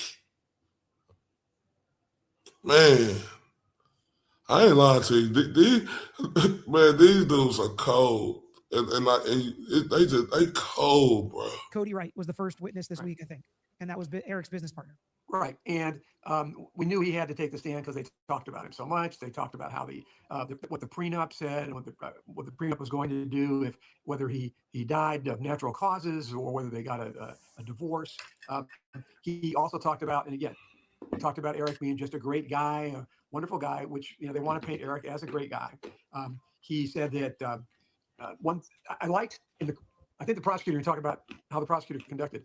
Prosecutor did his job when he talked about the $200,000 loan in order to paint a particular picture of, of Kouri. But he really should have gone and actually come out with the fact, and it would have been better if that Kouri paid the loan back with interest. The defense did that in cross. So he hold up. Shout out to Big George. He should have did that. Now, why didn't he do that? Right, and I get it. Sometimes, you want to leave it up to the deep, but why would you leave something like that up to them to make it look like she stole the $200,000 when it was loaned to her and she paid it back with it? Why would you do that? But I apologize, Big George. Continue. Did try to leave some dangling misimpressions during that direct examination, which I really don't think he should have done. I think he should have painted the whole picture. I mean, sure, you can. I mean, and the defense definitely said things that just was not correct, whether they did it intentionally or not. I think some of that is the lawyers are arguing their case. They're presenting the evidence for their case. They're not going to always present everything. And somebody also said, I had the same initial reaction, but somebody also said that Kouri was arguing that Eric and Cody invested in her business, and it wasn't an investment, it was a loan, which she paid back. So that's also different. What was their relationship? Did she always need money? Because if you get a loan, you need money. So I can kind of see that one from both ways, that they were trying to use that Kouri needed money, they loaned him money. And did he leave it out there that maybe she didn't pay it back? And the defense, closed that loop? Sure. But I think at the end of the day, it is still Kouri needing money. And so that's probably why he asked that question the way he did. You know what I'm saying? Now, Mo, tell me, because I disagree with Peter on that, right? Now, I respect him to death, but I disagree. That's not cool trying to make it people assume that she stole this money. What's your thoughts, Mo? I disagree. I don't think that was a good move. Another important point is that Eric came to work the day after Valentine's Day. I think that was pretty important. Oh, another great point. Yeah, too. Man, shout out to Big George, right? Remember, they charged her with attempted murder, but he came to work after Valentine's Day. Big George gonna break it down, though. I apologize, y'all. But I'm just saying, though. Considering that that was an attempt at him by him eating that sandwich, he came to work the next day. So, again, that was a pretty good part of their cross-examination. There were some good points that they made on the cross-examination. And actually, the more I'm thinking... No, Peter said that it wasn't a big deal. His daddy said that they shouldn't have left that out. They should have put that she paid the $200,000. It was a loan for the $200,000, and she paid it back with interest. Peter say, "Oh, it's not a big deal. It's just Kouri needing money," and I disagree with Peter on that. I mean, I disagree with him. I really do. Because that perception is everything. Especially when somebody's life on the line. It ain't no Kouri needing money. Not to me. But, to me it's, yeah, she needed money, but she paid it back with interest. Why did the prosecution leave that out when they were doing a examination of the witness. You know what I say about the prosecutor bringing that attempted M charge was so stupid. Like that is anti the law, the spirit of the law. And shout out to you, Mo, right? Because we were speaking on some other time, like but we'll get to that when they come up. That's another story for another day. Of the law, that's anti everything. Nobody would ever charge that on its own, and I think it's a tack on to try and make the actual charge a real thing, and to bring in certain evidence and be able to argue it a certain way. So that is something I disagree with that they did. But again, that was on recross. They tried to get in what did people tell you. I remember that, and there was objected to. They tried to get in the fact that about the drugs. Yeah, that was objected to. So I didn't think it was that important to witness. There were a couple of good things he came out with, but not earth shattering. What did you think about the whole illicit street drug conversation? That was how many? What is it? Dance on the head of a pin. I think the judge was really, really being overly technical on that. I think. Yeah, no, this is the one part. But thank you, Big George. He was being overly technical on illicit drugs. Explain to him, sir. Could have let that in and should have let that in, frankly. But he was keying on the fact that the word that he said was illicit. And because that was not an inconsistent statement, because the word wasn't illicit on the inconsistent statement, the judge didn't let that in. Frankly, if I was the judge, I would have let it in. But again, that's his call. Yeah, it was the illicit and the street drugs part, not from something that could be prescribed, but then is sold without a prescription. And he was really getting into the minutia of breaking it up when at the end of the day, what we're talking about here is fentanyl. Fentanyl is pills. They're pain pills. They can be illicit street drugs. They can be prescribed. To me, there were two ways to look at it. And if you're going to let the witness say, Eric never took drugs, I never saw him took drugs, he didn't do anything, like that, when there is, and the biggest problem was letting them even get into what people told him. He should have never been saying what people told him because that's not reliable. But once you get into what people told him, then it felt kind of like they didn't get the full context of what was being said back in high school, which again, it was remote. So I understand why it didn't come in originally and why originally the judge is like, no, none of this is coming in. But as it developed, it did seem like he cut it a little short. He did. And fentanyl, again, like you said, fentanyl can be both. And legitimate fentanyl could be made a street drug because it gets prescribed and people sell it on the street for money because it's from their prescription. So that's why he was really being hyper technical in the way he was looking. He was saying that would be an illicit street drug, but we don't need to kind of go in circles about that again. But yeah, I think that he was looking at that in the way that he wanted to make the ruling. Right. And let's see. Next, we have the handwriting person. Which what I got out of the handwriting, the only thing I got out of the handwriting person was that it didn't look like Eric signed it. It probably wasn't Eric who signed it. That was his testimony. Yeah. So, okay, that was it. But they didn't say that it was Kouri that signed it or Kouri that forged it. So it just was not his, probably wasn't his signature. So again, the problem with the whole case, it probably this and probably that. Oh man. Probably this and probably that. Oh my God. This is as far as I got into it, y'all. Well, no, I don't know how far I was into it. I probably heard a little bit more, and then I had stopped. What he said, probably this and probably that. Come on, y'all, probably. Hey, you're guilty 100% of a probably. Oh, my. This is just another area of probably. Yeah. Then we have Woody, who was the lead investigator. I guess now's a canine. She, I guess she was the first actual detective on the scene, is the way I interpreted what she said. And she, there was a consent to search. She didn't ask to search anything else. The garbage was thrown out. Kouri couldn't remember her housekeeper's name. I don't know if you caught that or not when they went through that. I thought that was a little strange that Kouri. Yeah, they didn't do no investigation. They didn't do no investigation on Mexico, especially Detective Driscoll, what the beautiful Mary B called him, the dancing lumberjack. Couldn't remember her housekeeper's name. And there was no fentanyl in the THC product. And the lab found THC in the gummies. And that pretty much was it. Again, I don't see any. I didn't see anything that she really would point to the fact that Kouri. Yeah, I'm glad your power back on, Emerald. Salute. Well, one of the things I thought was interesting about her is it kind of nuked the entire argument the state has been making with. Oh yeah, it was a lie on there, right? Where she said that Kouri didn't know the name of her other housekeeper named Norma. And Detective Woody lied about that. She lied about that. Man, why would they lie so much about... Oh, I'm so bothered by this case, man. Multiple officers that you didn't have a warrant to search Kouri's house. You couldn't have searched all the trash cans. You didn't have consent to search the trash cans. Did you ever ask? Well, what they asked for, she said yes. So to me, that's a very legitimate inference from the evidence and the fact that the defense could make that Kouri would have let him search anything that night. Like, she wasn't saying, no, don't go in here, don't go in there. We have all the body cam. They were walking around wherever they wanted to. Mm-hmm. And everywhere they asked her, according to the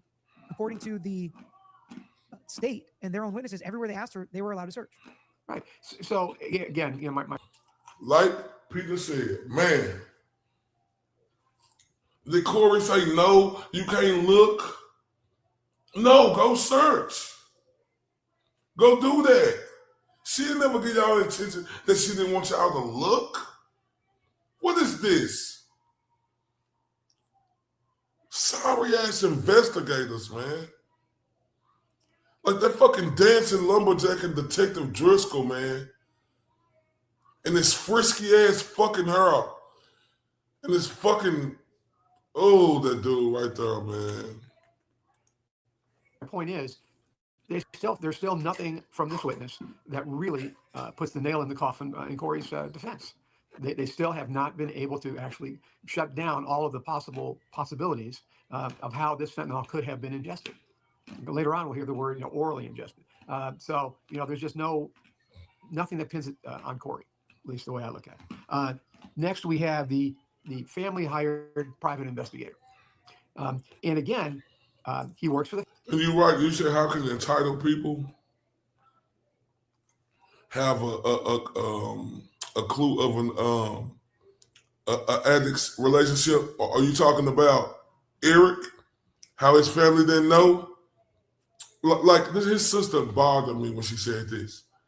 She didn't know he smoked weed, but he used to tell her how he used to donkey, smishing at Kouri. He used to tell her all his positions. They used to talk about sex. What? Oh, my God. Family. So hold on a second. Before we go to private investigator, you said that the fentanyl was, the THC gummies were tested and there was no fentanyl. Right. That actually did not come into evidence. I was just looking back at my notes. So the state asked her that in a leading question. And she said yes, but there was an objection. They went to the bench.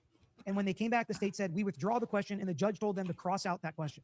So that fact never actually came into evidence. Oh, good for you. I missed that. Yeah, so because I thought I remembered that, but I had to go back and check.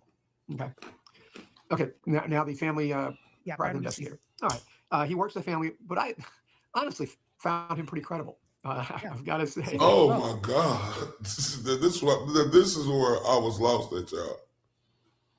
They said they found the family investigator credible. I'm scratching my head still on that, but we ain't gonna agree on everything. And like he just was there to do a job, and he did a good job. Yeah, he did, and he was not antagonistic. He did not fight with anybody up there. He just answered the questions. I don't think. He has some interesting things. Things I know that you probably couldn't believe, the fact that he could put GPSs on people's cars. I found that pretty amazing that he could really put a GPS on your car and it was okay. And the cross-examination, the only part that I thought was kind of outrageous, and it really was the defense spent too much time on these text messages about open marriage, Bryce and Eric having a homosexual relationship, those kinds of things. That was ridiculous. Nobody said that there wasn't a joke. And it just had no evidentiary value, and it was a waste of time. And I think that jurors don't like wasting time, and I think they recognize sometimes when lawyers are wasting time on an issue that isn't going to matter. And I think that hurt the defense's credibility for them to go into that. And I think it was like back in 2018 or 2019 or something. Like literally, even if it was true, had nothing to do with anything in this case. I remember when people were trying to get in the best shape of their life for spring break. And while that might not be us anymore, we're still trying to eat clean and healthy as much as we can. And today's sponsor, Green Chef, makes it easier than ever. I love that. Every Green Chef box delivers certified organic produce and responsibly sourced proteins and seafood. That means avoiding the ultra-processed fillers. They can help you reach your wellness goals, whether again, you're getting ready for spring break or just living life, with options like my favorite, Mediterranean, high protein, high fiber, plant-based, and more, all clinically proven to support healthier habits. Take control of your health without the stress. Let Green Chef do the research, the meal planning, and grocery shop, and then you can enjoy low prep, low mess meals for every lifestyle. So head to greenchef.com/50LYK and use code 50LYK to get 50% off your first month, then 20% off for 2 months with free shipping. That's code 50LYK at greenchef.com/50LYK. Y'all go support Peter, man. Get that. Driscoll saying that guy wasn't a part of the case. He just worked on the civil case. Maybe later on, we said that. Yeah. Well, Driscoll generally, I'm going to have a lot of comments about him. But there's a real contrast, and I'll draw that contrast. There's a real contrast between a really good testifying law enforcement officer and a law enforcement officer that's mature and really doesn't know what he's doing up there. A mature law enforcement officer doesn't say things like that. And they don't make cheap shots. And Driscoll tried to do as much cheap shotting as he could during his testimony. Y'all heard that? Shout out to Big George. You don't take cheap shots like that as a lead investigator. Like cheap shots that don't mean nothing because you won't know. You getting they getting at you, like you getting your hat brought to you, fam. The cheap shots this dude was doing, he don't know, it was incredible. When we get to that, I'm going to show a real contrast between him and a good law enforcement officer testifying. Okay. So next we have the next day. I guess that was the end of the day. Mm-hmm. So we go the next day, and the next day we have this argument about 900 pages of transcript, and the state has decided they're only going to put in 100 pages, and the defense objects to that, and they don't know what 100 pages, and they go back and forth about the argument of putting in these prior consistent statements of Carmen. The judge went back and forth on this about what they were going to do and what he's not going to do. And then that night, apparently he went back, and again, this judge does some really good things. One is he'll go back and he'll think about what he said during the day, do some research, so that he knows that he's solid on the law. In this case, sua sponte, without anybody, which means without anybody asking him to. No, facts. Facts. One thing I can say about this judge, man, one of the best judges I done seen. I guess because we was dragged through the mud with Judge Bev, right? But boy, it's like night and day when you see a good judge compared to a horrible, deceitful judge. Man, it was like this guy was great. In my Tony the Tiger voice, he was. Sua sponte, on his own, he issued an order that night telling everybody that he wants to know exactly how this goes to undue influence or reason to fabricate. And that's what he was looking for. After he issued that order, then he comes back, or the state comes back, and I guess they thought better of it. And the clips they played, I have no idea why they would play those clips again. They were not good clips for them. But then they came back and said, they said, we're only going to do 2 clips. So, and this happens in trials. Everybody should realize, you go home at night, you make some arguments during the day. You go home at night, you start seeing those arguments, you start looking at the evidence, and you make some decisions. You start saying, you know what? I don't want to do it the way I said I wanted to do it in court that day. I've changed my mind overnight, and I want to do it a different way. And they came in the next day with a different idea of just doing the 2 clips. To the defense's credit, they never stopped objecting. Even it came down to 2 clips, they never stopped objecting. Another thing that was important that the judge did, that again, I really agree with, the transcripts aren't going to go back to the jury.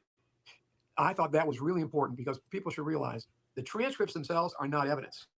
The recording is the evidence, because transcripts can be misleading. They can have mistakes in the transcripts. So the jury needs to rely on the audio recording as the evidence. And he was not going to emphasize these transcripts over any other transcripts, since there weren't going to be any other transcriptees. And that was a very important ruling, that it was just the audio that he was going to have the jury rely on. Right. So, the jury's not taking the recording back there.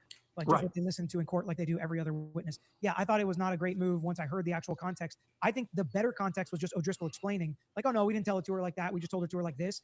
Whether or not that was true, that was a better explanation than some of the clips made them look horrible, because they repeated we need you to, here's your get out of jail free card. And we need you to give us exactly the details we need to convict Kouri Richins. And get out of jail free card. Get out of jail free card. Here's your get out of jail free card. And like George and Peter saying, why would you play that? Here's your get out of jail free card. Say what we want you to say. Oh my. You heard all of those quotes again when they played the context. Right. And I said, and the judge was letting the prosecutor get away with murder with Driscoll. So the prosecutor was much better off with his direct examination. Shout out to the beautiful Jen. Oh, salute. Driscoll, you're absolutely right in playing that. Clips did not help them. Let's see, where else? We went to, the Greek boy, Contra Dominos. I think yeah, he was back. He was back, but just to go over timestamps. Then they brought Carmen back. And the key that Carmen, again, to me, in that cross-examination was, she said these things, in order to get what you wanted from the judge, you were willing to lie. I think that bringing Carmen back, which was the right thing to do, was really good for the defense. Carmen looked much worse. She came off much worse this time than she did the first time, even though I wasn't thrilled with her the first time. This time hurt her, and the jury's going to remember this time better than they're going to remember last time. And I think Carmen's credibility was really hurt. So I agree with you with the last question. Did you think the harping on an alcoholic beverage at the concert and all the details of that was necessary? Or do you think that the defense attorneys may have looked bad, like, they were being mean, or some jurors might not like them because of some of the lead-up questions? The last question I agree was great, that you're willing to lie to get what you want, lie to a judge. But what about a lot of lead-up about the concert, things like that? I don't think it was necessary. They might have done it just to give some background about her and how she was willing to lie. But again, it wasn't necessary. I think that last question is all they needed for that jury. I might have just done that. Well, this is why I disagree. Hey, salute to them. This is why I disagree. This woman, Carmen, said she had to be curfew. She lied about being late for curfew, right? She lied about being late for curfew, right? She said her friend paid her tickets to get in, so she said she'll buy the drinks and snacks, right? And another officer seen her there, right? And he told the probation officer, right? Right? And that's the only way they would have ever knew if she was out. So, like with them saying that no, that needs to be known. This woman was on drugs. She wasn't supposed to drink. She wasn't supposed to be out. She was lying about that she went late for her curfew. So I totally disagree. That's just my opinion, though. Like, get her up on the stand, ask her two questions. You said this to the judge, that you had been completely 100%, in line with what the drug school rules are. That wasn't true, right? But you were going to get something for that, right? And then the final question. So you were willing to lie to the judge to get what you want. That could have been 4 questions up and down, and that would have been like a hammer. Yes. And what can the state redirect on? Nothing. There's nothing they can redirect on. If they wouldn't have called her, the defense wouldn't have been able to call her in their case chief. It could have changed everything, right? We could have a defense case chief if the state didn't bring her back, but I do think it was the right thing for the state to bring her back, especially because they did not provide that information. So if that doesn't come into trial, now you have a real appellate issue. If the state did not turn over something that they had, that would attack the credibility of who I think is the most important witness. So I still think they did the right thing, bringing her back. Right. And again, everybody presumes, and I don't, frankly, but everybody presumes that all of these mistakes by the state are inadvertent, and that they just forgot to turn this over, or just overlook this stuff. And the judge made a ruling that there was nothing improper about it. But I just don't know how could you have missed turning that over to them? Exactly, Big George. How could you have misturned that over if you're the prosecution, that this woman was late for her curfew, she got caught with a drink in her hand, and if the officer wouldn't seen her, right, nobody would ever knew. That's malicious. That's not improper. I mean, like I said, I love this judge, but he wasn't right about everything, in my opinion. But I'm not a judge, though. But anyway, that's just me. I'm suspicious by nature, I guess. So now, O'Driscoll coming back. He came back. Why did he come back? Early on, we talked about the fact that really what they're doing is painting her as Kouri as a bad person, infidelity, cheating on everything, including finances, doing everything bad, lying to people all over the place. And this guy comes back and talks about then that she's a bad mother and that she wrote this book with a ghostwriter strictly to make money off the death of her husband. Again, strictly painting her in a bad picture. But then we get into, and I don't blame the prosecutor for most of this. Some people may blame the prosecutor for asking these questions, but if the judge is going to let him ask these questions, and the judge is going to, because it's the judge's responsibility to control the courtroom and to control what is and isn't admissible. And the defense did object to these questions, and the judge overruled their objection. So although we have praised this judge, this was a huge, huge mistake on this judge's part. And he lost a lot of points with the Driscoll witness and the rulings he made on the Driscoll witness. You didn't say what the questions were that you're talking about. Well, okay, first, did she appear to want to I'm sorry. Boy, Peter funny as hell.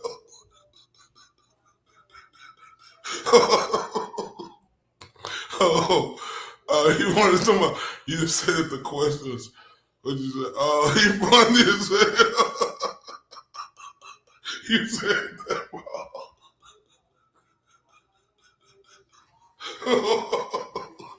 Oh man. It ain't no pun intended. You know, he just wanted to let him know, tell us what he said. Cooperate.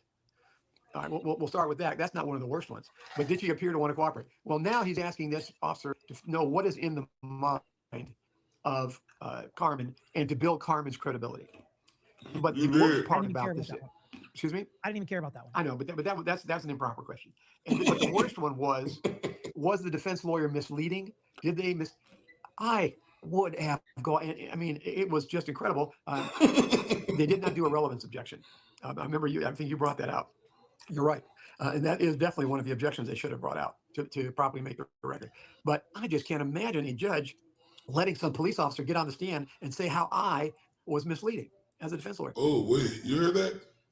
How the defense was misleading. That was a mistake. Right? A big mistake. Like Big Joe is saying. Can you imagine if I put an investigator on the stand to say, oh, yes, the assistant state attorney was misleading, or the assistant U.S. attorney was misleading? That's the danger, and that's why you don't let people make these kind of statements. Driscoll is an officer in a fairly small department.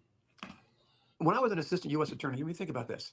The agents I had were FBI agents who are fabulous investigators. I mean, there's always exceptions, but generally speaking, they are tremendous investigators. They are also tremendous witnesses because they spend a lot of time at Quantico training them on how to be a good witness. A lot of them are lawyers as well. Yes, they're lawyers, they're CPAs, they're professional people. They take the witness stand, and unlike Driscoll, we don't have these, cheap shots. Now, Driscoll was making cheap shots. The defense attorney would ask a question in cross-examination, and Driscoll would not answer the question. He'd try to give her another cheap shot, basically saying, well, I won't answer that, but I'll tell you, your client's guilty. He would just go cheap shot after cheap shot.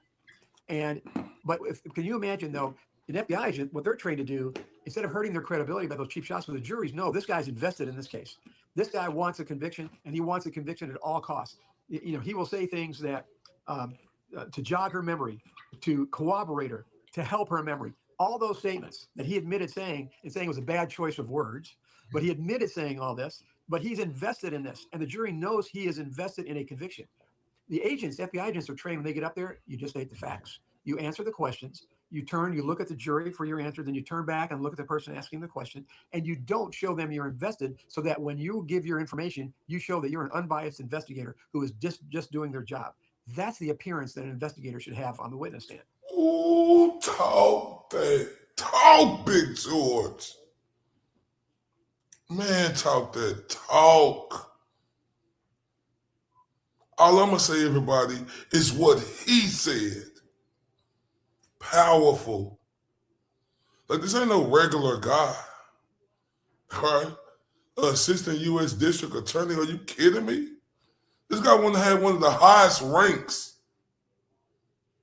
Good night, Jordan. Love you, sweetheart. Oh, wait, man.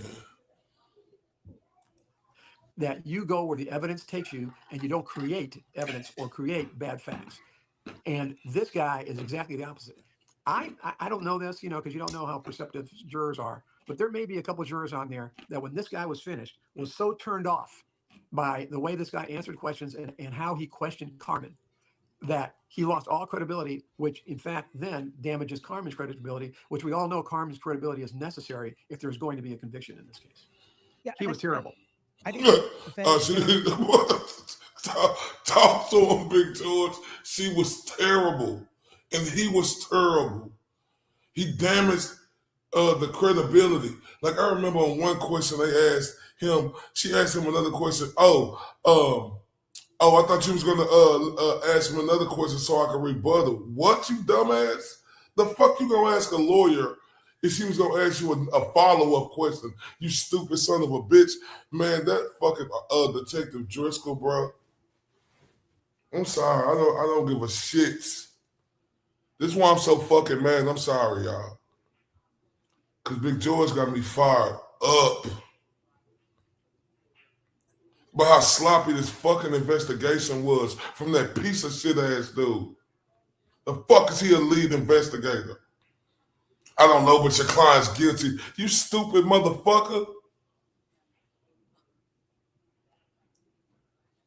And like Big George say, the jury seeing you be this fucking asshole on the stand,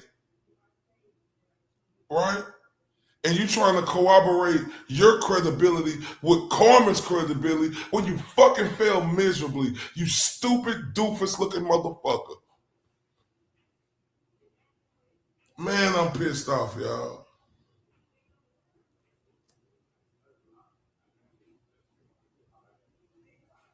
Man, it's fucked up. they have more training. They're a really good state level investigators and detectives. They do a really good job testifying as well. He just wasn't. He was way too okay with saying, I don't know. I don't recall that. Yes, I looked at that, but I don't remember. Meanwhile, he's sitting there at trial the entire time, saw everything the jury saw, but he refused to answer certain things when talk, Peter. Talk, Peter. This ain't me saying this to y'all. Like I've been preaching to y'all. This is Peter. The lawyer you know. One of the coldest, if not the coldest, doing it.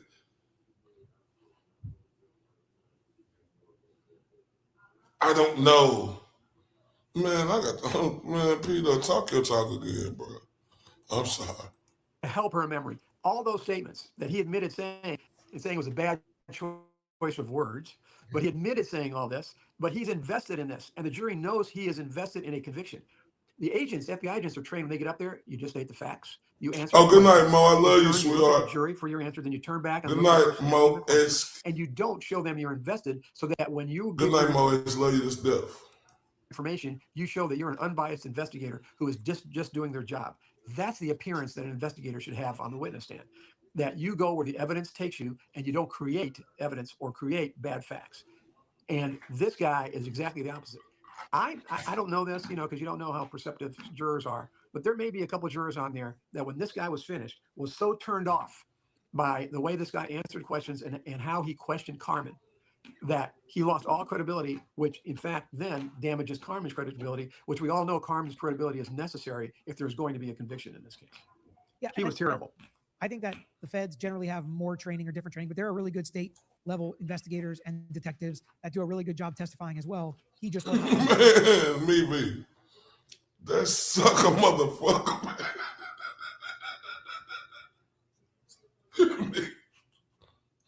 me. Oh, wait, man. Oh, I'm sorry. He was way too okay with saying, I don't know. I don't recall that. Yes, I looked at that, but I don't remember. He was there at trial the entire time, saw everything the jury saw, but he refused to answer certain things when, in my opinion, if you're the lead investigator and you know everything and you heard everybody testify, you could do a lot of good for the state's case to say, yeah, Kouri Richins said that, and so that's how we were able to place their phones there. Yeah, we looked at Eric's phones. No, he didn't send her any of those gifts, but he couldn't do any of that, and he kind of was just falling back on, I don't know everything that happened. That's why we had all these other people involved. And then the state on redirect got up and like, are you omniscient about everything in this case? Do you know every single detail in this case? It's I don't know if that's the type of questions I want to ask to my lead. Exactly, y'all. But that's why Peter is good, is great at what he do. Because I forgot about that. And I ain't seen none of this. So this is our first, now. He got up and asked the fucking meathead, like Jen, the beautiful Jen O say, right? He asked that meathead,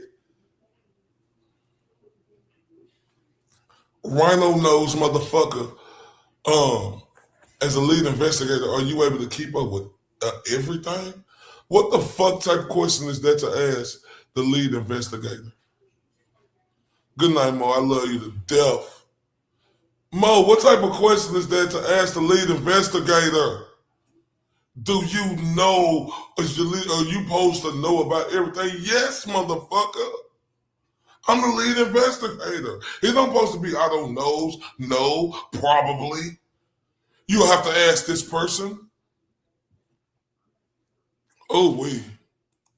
Investigator who broke the case by talking to the confidential informant and getting all the information that's going to get us a conviction. Right. And again, over and over again, he went through and it gave the defense a chance again to repeat all his ridiculous statements that he made to Carmen.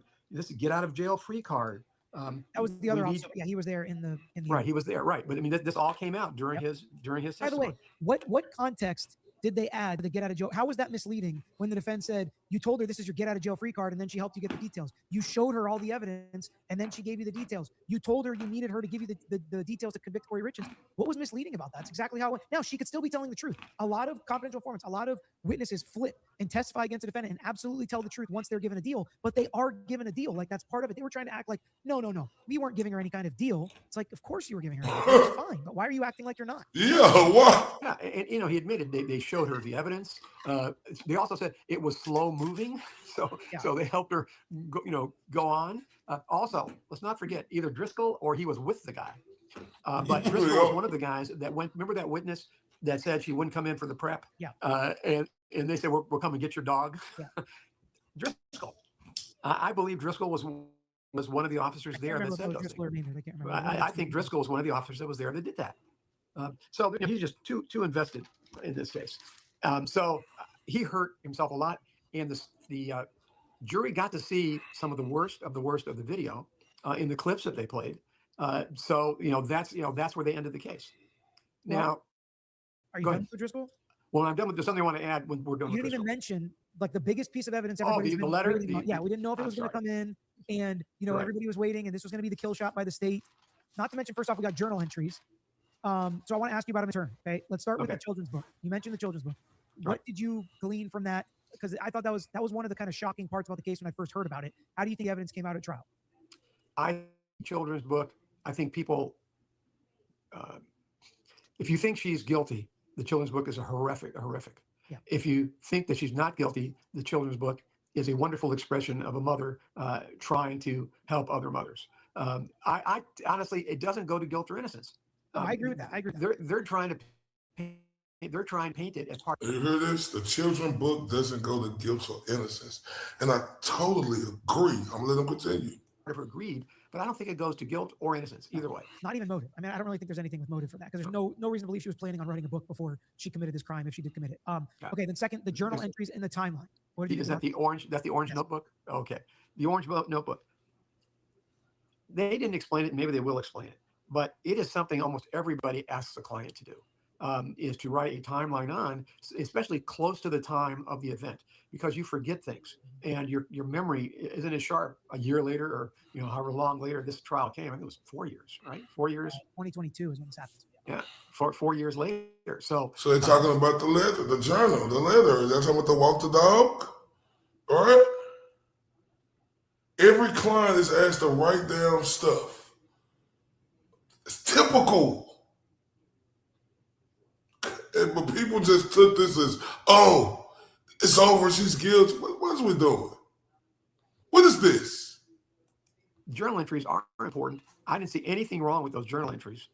And I thought the journal entries did not make her guilty unless someone just wants to make some interpretation of it. But the words on there were not incriminating. I don't think any lawyer would see that as anything negative. Now, if you're not a lawyer, maybe, but what was the... Yeah, like I said, if you're not a lawyer, you would see it as incriminating. It wasn't incriminating, and I'm not a lawyer. I don't see it like that. So I agree with what y'all said, Peter and Big George.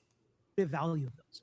I couldn't figure out like why they were relevant. What did they prove or disprove? Like, if there is I don't even know if there's prejudice to the defendant, but if there is a prejudice to the defendant, how is that outweighed by what probative value? Like, I did not see. Some people said in my chat they saw inconsistencies with what they saw on the 911 call in the body cam. I don't remember any major inconsistencies. And even if there were some inconsistencies, why did they show all of those entries and all of that timeline? To me, I was a little confused at what the relevance was exactly. I asked my chat, I'm like, tell me what you got from these. And they all had different ways. Just like you said, people are going to have thoughts about them and they're going to make them connect dots. Is that how it should have been? And is that the appropriate way with that evidence would be a question that I have. But anyways, okay. So the walk the dog letter. Okay. Oh, here it is now. My bad. Again, it's a matter of how you want to interpret the walk the dog letter. So you think there's a good It's a man. If you want, how you want to interpret it, and then Peter finna ask him, you think it's good? I ain't seen this interpretation of the walk the dog letter. Yeah, I think in other words, I think the good interpretation is that what she says in that walk the dog letter is truth. These things are true, and she just wants to make sure that her witness doesn't forget, what's true, and remembers that this is, what happened and what was said. That's the way I looked at it. What about some of the things that she says in there? Like, I'm sure he'll have some text to corroborate this, but just tell him we really need to connect Mexico. Tell him to say it in his own words. Tell him to make it a short story. Very clearly seemed like she was telling a witness to testify about something that wasn't true or help her out or do something like that. To me, I think that is the most common reading of that letter. I think that if you stretch, you could see it as she wants to make sure we get the evidence that we need. If that was the case, okay? If that was the case, riddle me this as well, because we are criminal defense attorneys, you more so than me, but let's just say that this was true. Why is this, and again, there's probably not any criminal defense attorneys on the jury. Why is this not a conversation she can just have with her lawyer on the phone? Well, talk to my brother. He's got information about that. He's got text messages. That's just a conversation you can have with your lawyer. You don't need to write a letter to mom to tell your brother to talk to your lawyer. You don't need to do that if it's true. You just tell your lawyer. You're right. But again, what she said in there is just, again, the way I would interpret it. Of course, now one of the problems is we didn't hear from the brother by either side, which is kind of interesting that neither side decided to call the brother. But I want to ask a question on that later. But go ahead, yeah, but you're right, and it's coaching. This letter is an attempt to coach a witness, but I don't know if she's telling the witness to lie or just not to forget that these things happen. And it's a. And I agree with Big George. That's exactly the way I interpret it. Just making sure he don't forget. Now, Peter said good things about call the lawyer, but come on now, like, the mail getting sent out. You think she that stupid? Was she going to incriminate herself like that? Like, if we using logical and common sense, like, but the letter you can interpret very badly for the defense, and it's a letter that you can say, she's trying to make sure she creates a defense. But is she trying to create a defense because she's innocent, or is she trying to create a defense because she's guilty? That's the question. There is a version, and again, this is something that we know, that innocent people. I get it, Miss Melinda, the beautiful Melinda Reynolds. It can get interpreted like that. It really can. To where a person can see she trying to coerce her brother. But I didn't. I'm like Big George, I didn't. But I ain't gonna lie to you, I could see it. Peter made great points. Call your lawyer. But I'm thinking to myself, like, we sending a letter out knowing that they're gonna read your letters. But I understand both sides. I love you too, Melinda, but I do understand both sides. No cap. Still are like, what if I have my friend lie for me? It's like, no, we can't do that. But that crosses innocent people's minds too. Like, innocent people are still going to prison for the rest of their life when they get arrested and they're at trial and the state is pointing the finger at you and you have 6 to 12 people you don't know judging you. You're trying to think of anything you can to make sure you don't go to prison where you don't believe you belong. And so innocent people don't call the cops or don't talk to the cops. Innocent people hire lawyers. Innocent people plead the fifth. Innocent people don't testify at trial. Innocent people do all sorts of things that people usually attribute to guilty people. And I do think that, the letter doesn't say, I poisoned Eric, right? Of course it doesn't say that. But it is along the conscience of guilt. Like, why would you do this if you're innocent? Why would you do this? And some people will have an answer for that, like I just gave. Other people will be like, she must be. Great point. Conscience of guilt. But like he said, don't say I poisoned Eric. I mean, they talking to us, y'all. Guilty because she was asking her brother to lie. Right, but again, if you're not giving her the presumption of innocence, right? That's the problem you've got here is that she's presumed innocent. So the guilt has to be beyond a reasonable doubt and to the exclusion of every reasonable doubt. So if you're going to beyond a reasonable doubt and to the exclusion of reasonable doubt, talk that shit, Big George, because you presumed innocent. You can't come in there and just say they guilty. You presumed innocent. Boy, Big George talking. Just say, if you're going to look at this letter in isolation and say, I'm presuming that she's guilty because she wrote this letter, I think that's a mistake unless you have other evidence. Yeah, I agree. Before we move on from O'Driscoll, what did you think of, did you have something else? I was talking about the cross. Oh, okay. Go ahead. I'm sorry. I thought you were done with him. Okay, go ahead. No, I just wanted to make sure that when we finish with him, there is something else I want to add out of him because he was the last witness. Okay, before we get to Cross, though, since we were talking about Kouri's brother, what did you think about the state continuously saying things like, and I'll attribute it back to what we already talked about, well, when we were in the house, you didn't have a search warrant for that, right? So you couldn't have gone all the cabinets and done this. And the same thing with the brother. They're like, you didn't have enough for a warrant to search his phone, right? You didn't have enough warrant to arrest him and bring him in, right? But the state could have subpoenaed him. State could have questioned him. Right. And they act like they have no power to talk to this guy, which is just not true. And I feel like they tried to use the rules throughout this trial for things that just weren't really true. Like you could have asked for consent in the house and searched probably every inch of it. And you could have subpoenaed the brother and put him up on the witness stand and asked him if this was true. And you did it. You chose not to. See? Great point. Oh my God. Talk that talk, Peter. Right? Because this was mind-blowing to me. Right? Why the state didn't subpoena him? Why they didn't look at his phone records of the text messages to make sure everything that he was saying was truth in them text messages? Why they didn't do that, y'all? I'm telling you, if you ain't watched it, why didn't they do that to Ronnie, her brother?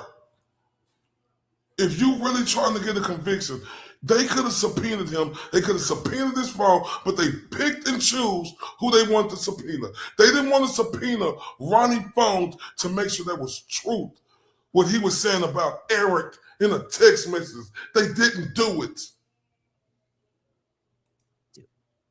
Well, and now we're going to get to the question you had from the very beginning of this broadcast about the prosecutor being, honest and ethical during the course of the trial. Driscoll was a deviation from that. He tried to get away with things during Driscoll because he knew the judge was letting him get away with it. And one of the biggest examples was this pill bottle was destroyed at the ME's office, or a question like that. And objections. But now the jury heard the pill bottle was destroyed at the ME's office. And that was the question you had. Like, why don't they just test it now?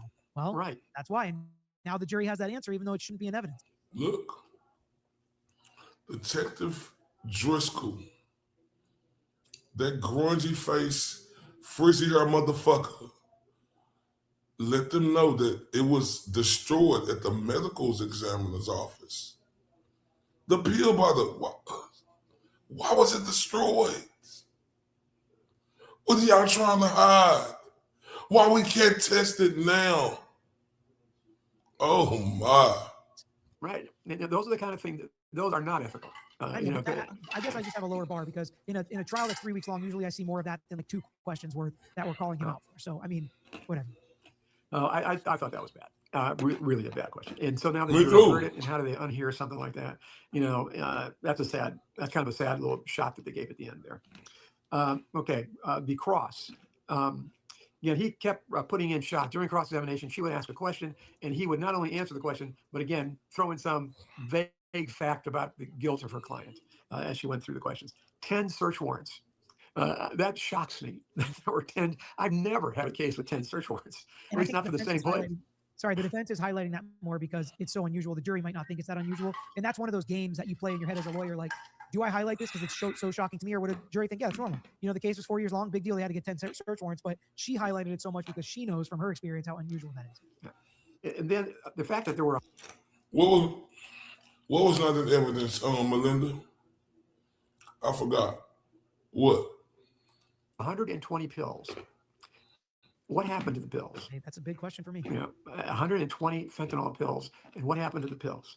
And I tell you another thing, and again, maybe, I'm too technical, and maybe this won't bother the average person, but is there really good evidence that she got fentanyl?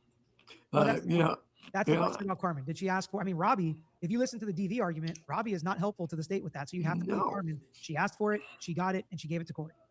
Yeah, and how did Carmen know it was fentanyl? I mean, how did she? I gave her what she asked for. If we're looking at the evidence in the light most favorable to the state, Robbie said, whatever Carmen asked for, that's what I gave her. And Carmen said, I asked for fentanyl, and that's what I gave to Kouri. And then very shortly after, it ends up in Eric's stomach. I don't know what happened to all the other pills. Like, they're trying to kind of. Oh, yeah. It was destroyed. But Cuz act like he didn't know where what. Man, the Driscoll is up. Oh. Have it both ways. With the Brendan Banfield case, he was close to being a criminal mastermind with everything he had thought out, and he had planned it forever. You can't say that about Kouri Richins. Like, there are so many things she could have done, like say, oh yeah, Eric did do drugs recreationally. He went to Mexico and did drugs or whatever. If she was planning on using that from the jump, she could have said it on March 3rd or 4th, that night into the morning when the cops were there, as opposed to her being like, no, he never took drugs, never. And yet she planned to get rid of 120 pills or 118 pills or however many she. See, that child Kouri never said that he used drugs. Never. Man. Didn't give him, she got rid of him. And then she also happened to, the cops never searched his work truck. Like, there were just some things that, like, she definitely did not plan all this out like a mastermind. So she either got really lucky or there's just a lot going on in the background that we don't know the answers to. And why do we have a fentanyl delivery after the death? Why do we have, I mean, that makes no sense. And so, anyway, I thought that, again, there's still so many questions in my mind. I gotta. Let's see. I'm looking here at any other things about the GIFs are going the next day. Driscoll, the GIFs. I thought they did a pretty good job. Hopefully, in closing argument, they'll do a better job of explaining the timestamps and how these GIFs weren't necessarily from Kouri. That they could have been even from Eric. Now remember, they tried to make the GIFs or GIFs, GIF, however you say it. They tried to make that like they was from Kouri. They destroyed it. They tried to make like that was from Kouri, and they don't even know who the GIFs was from. That was major, y'all, going into this case. Man, shout out to Laura B. Shout out to Dorina.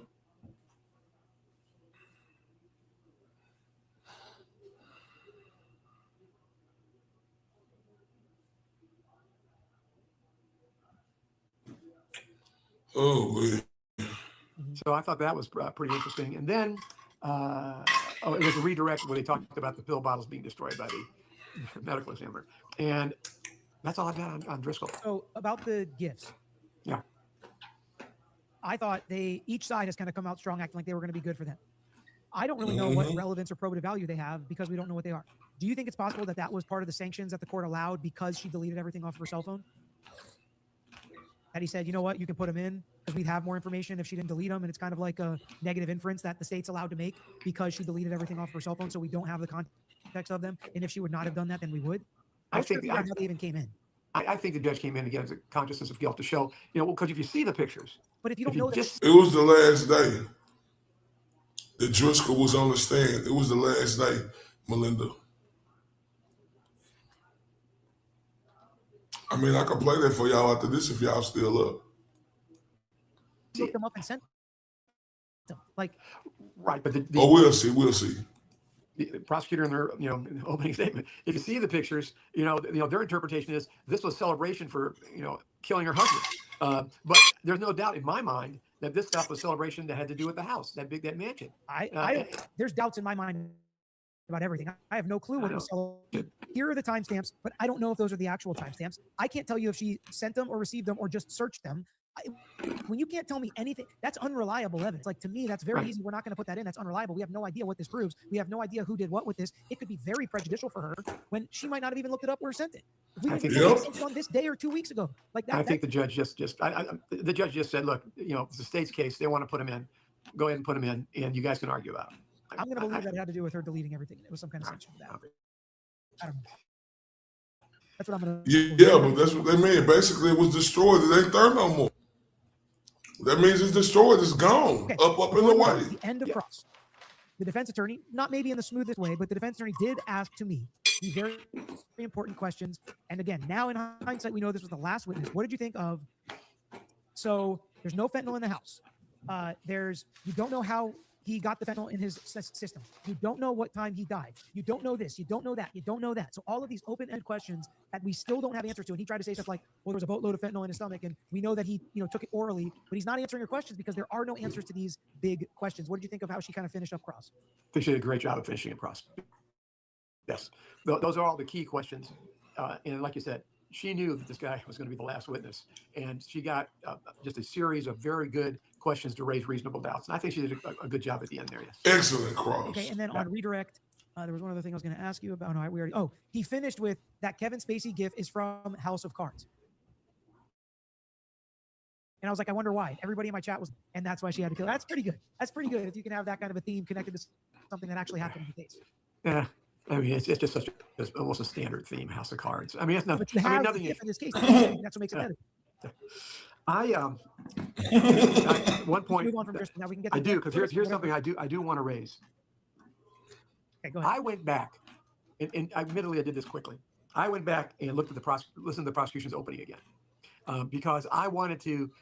I remember when I heard the opening, I thought the opening was solid, factual, and really painted a good picture for the prosecution and for guilt. I went back and listened to it now that we've heard all the evidence. And if the defense does this, there's some things in here that the defense really should use. But they went back, and the opening did spend the majority of time on finances, fresh start, unhappy marriage. That was really the basis of the opening. And then he said, as a fact, the pills contained fentanyl. I don't think there really is good evidence that the pills contained fentanyl. And then, well, we know whatever he took contained fentanyl, but the defense kept asking, do you know that the pills that Carmen gave to Kouri had fentanyl in them? And they said, no, they could never prove that because they never got any of those pills. Right. Well, he said, as a fact, the pills contained fentanyl. The other thing he said as a fact, evidence will prove that he did not kill himself or die accidentally. He said he was going to prove that. I don't think anywhere in his case did he prove that it wasn't an accident or a suicide. Yeah. Did he prove that? And he said in the opening he would do that. Yeah, but if he believes he proved that Kouri did it, then by exclusion, it couldn't have been those two things. So that's not a lie. That's not an unkept promise. Like if he believes he proved she did it intentionally, then therefore he proved it wasn't an accident or he did it to himself. That's the way he's going to look at it. Right. That's right. That's how but we do everything. Right. But I think that, there is no evidence that says he did not kill himself or he did not take it accidentally. That's just the way I would argue it. And then you vote not guilty. Right. If that's how the jury sees it, they'll vote not guilty. I get it. Yeah. But that's not something. Hold up. Wait a minute. Oh, Melinda, the beautiful Melinda. Can y'all put them hearts up for her? Because guess what? We about to turn up for her real quick. I love you to death, Melinda. Thank you so much. Go a long way.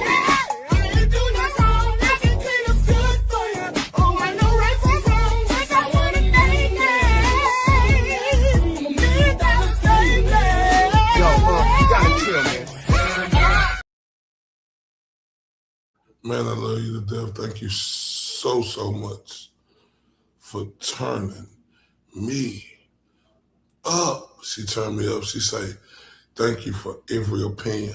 Man, and I want y'all to know, man, I'm so indebted to this case. I'm going to be on it tomorrow, y'all. For real.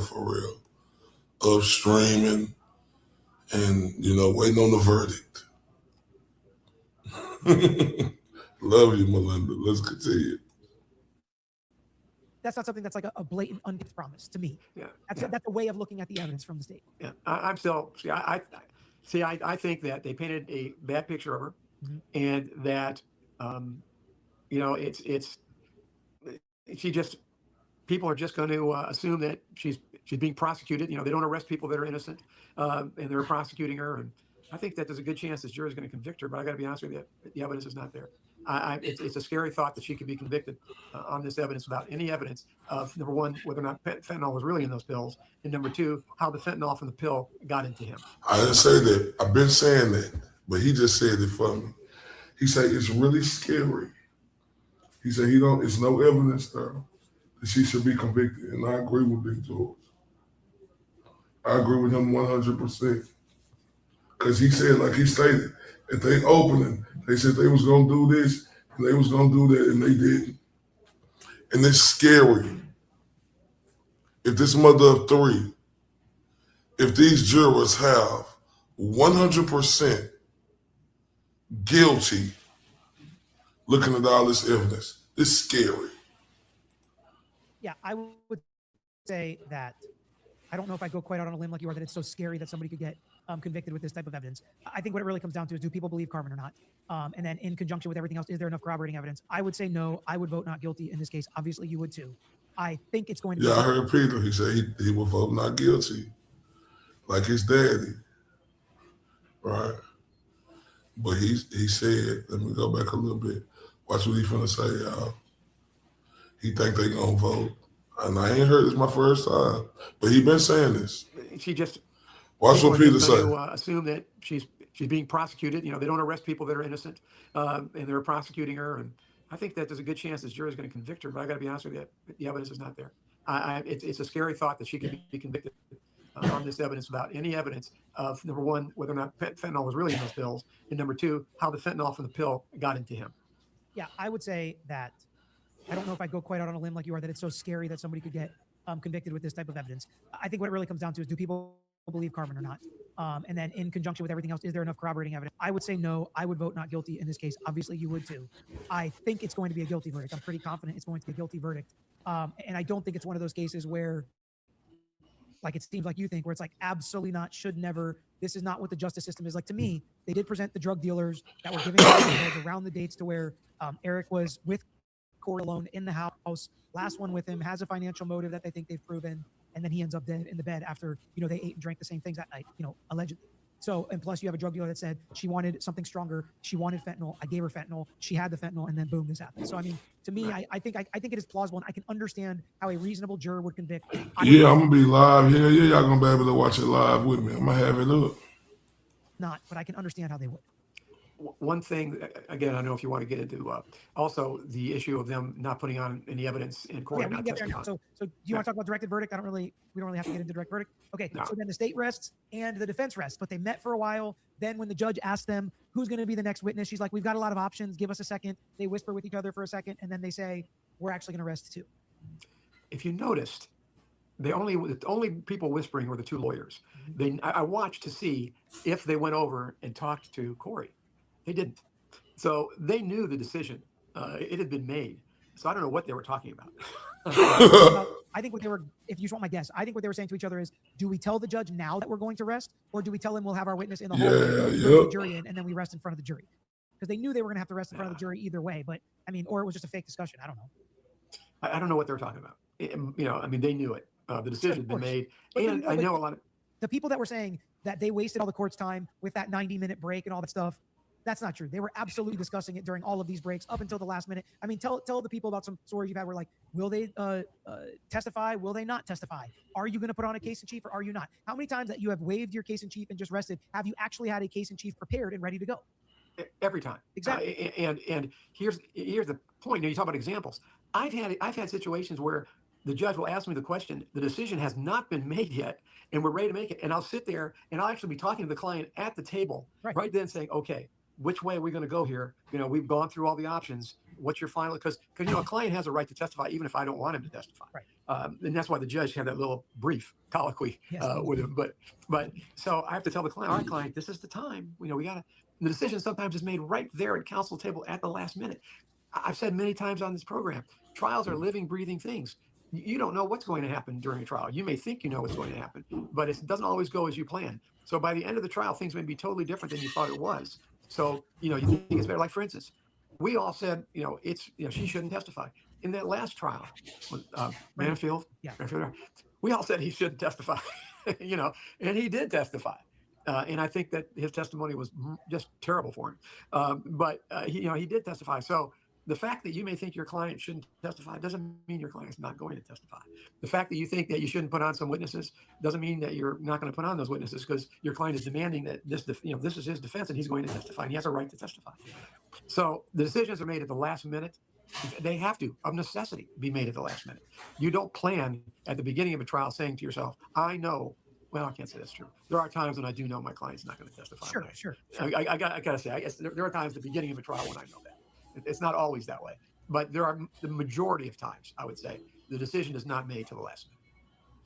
And then when talking about the difference between a prosecutor and a defense attorney, so let's say both of them make promises in opening statement and the prosecutor doesn't prove certain things they say they're going to prove, and the defense doesn't call witnesses that it seemed like they were going to call or bring out evidence they thought they were going to, or throughout the trial, they're like, I guess we'll just have to call you back. You're going to have to remain under subpoena, and they don't end up calling anybody back. What is the difference there? What is the job and role of each of those attorneys, and why do we look at those things differently, where we would hammer a prosecutor if they said they're going to prove something and they don't, and it can actually be actionable if you say a witness is going to come and testify to this and then you don't call that witness?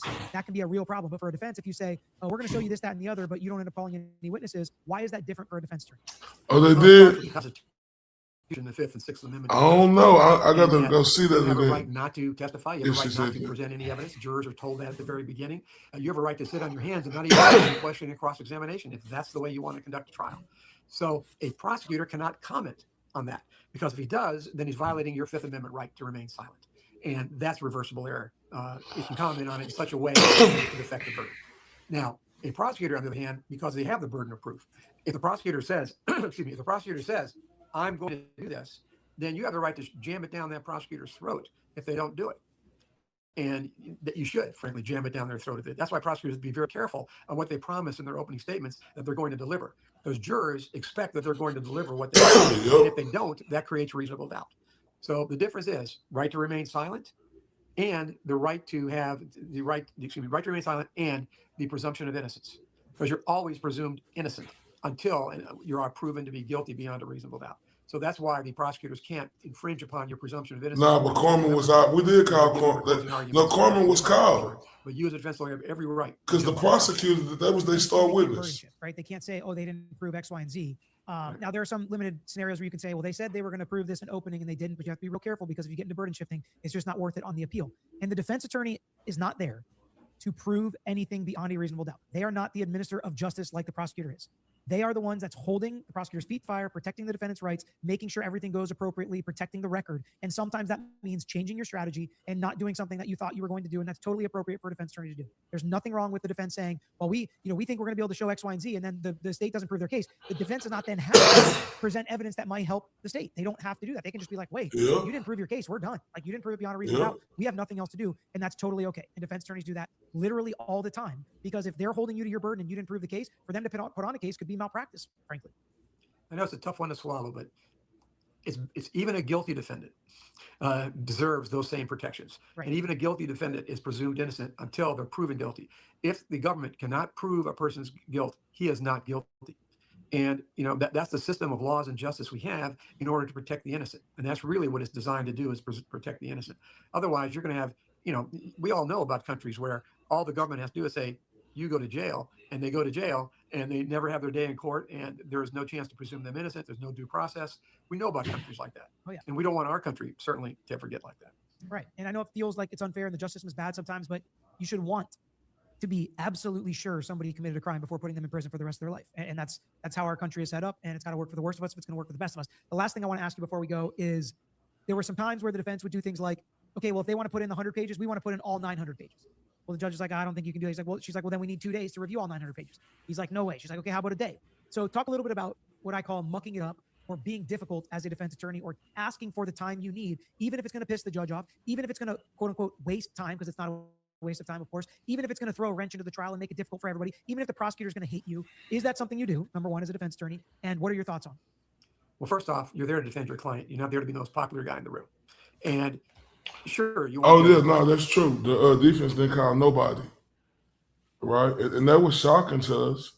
But as I started thinking about, like they said, they didn't need to, because like they just explained, it's up to the prosecution to prove what they standing on. It's not up to the defense. It's up to the prosecution. So yeah, they didn't call nobody. You know? And I really don't feel like they did, in my opinion. I don't think they needed to.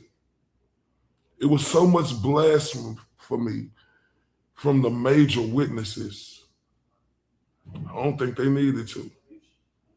But Corman was called by the prosecution. So they had a chance to dig in her, and they did. But not to the extent that it harms your client. And if you have a situation where you want to represent your client and the judge, I've had plenty of times when I knew that what I was going to say is not going to make the judge happy. But I said it because it was in my client's best interest, because that's my job. That's my constitutional job. That's why I'm in that courtroom real to talk. protect my client. And at times when I knew I'd make the prosecutor unhappy. And frankly, good judges and good prosecutors understand that when the trial is over, then the animosity is over that's created by you maybe arguing and fighting in trial. And so that you walk out of that courtroom professionals and you go on to the next trial. But you cannot worry about being popular if you're, especially a criminal defense lawyer. I mean, we represent the unpopular of the unpopular. We don't have a great voter base as criminal defense lawyers. So we have to take that into account, that we are doing something the Constitution mandates and something that really is a very high calling to defend people in criminal cases. And it's important that we do that job right and that we're brave about it, that we're not wimps.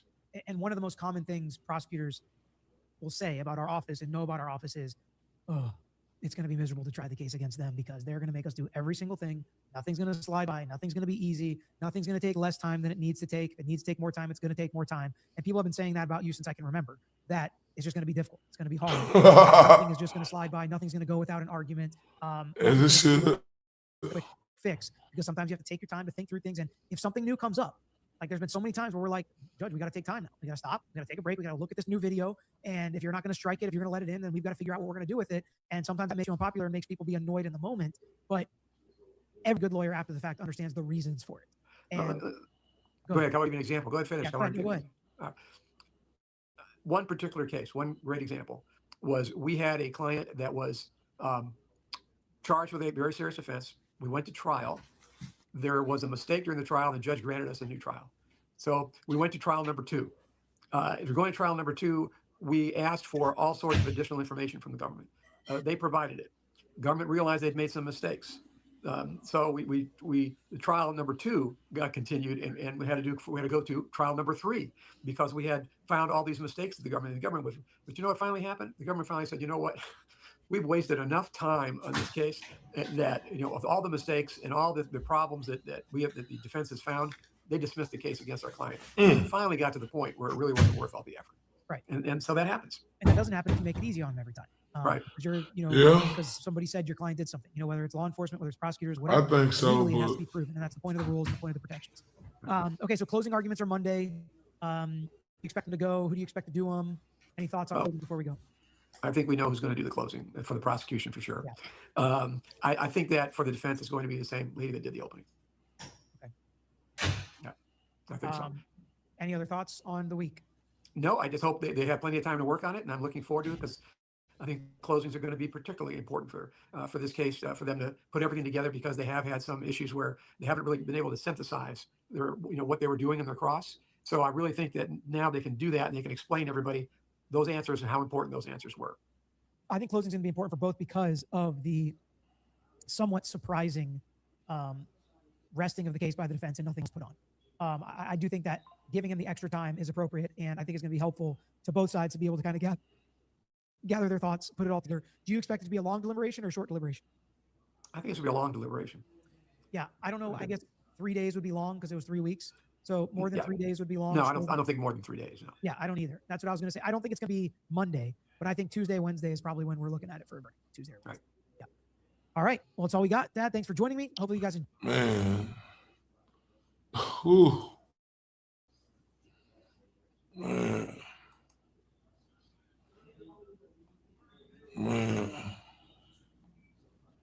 Salute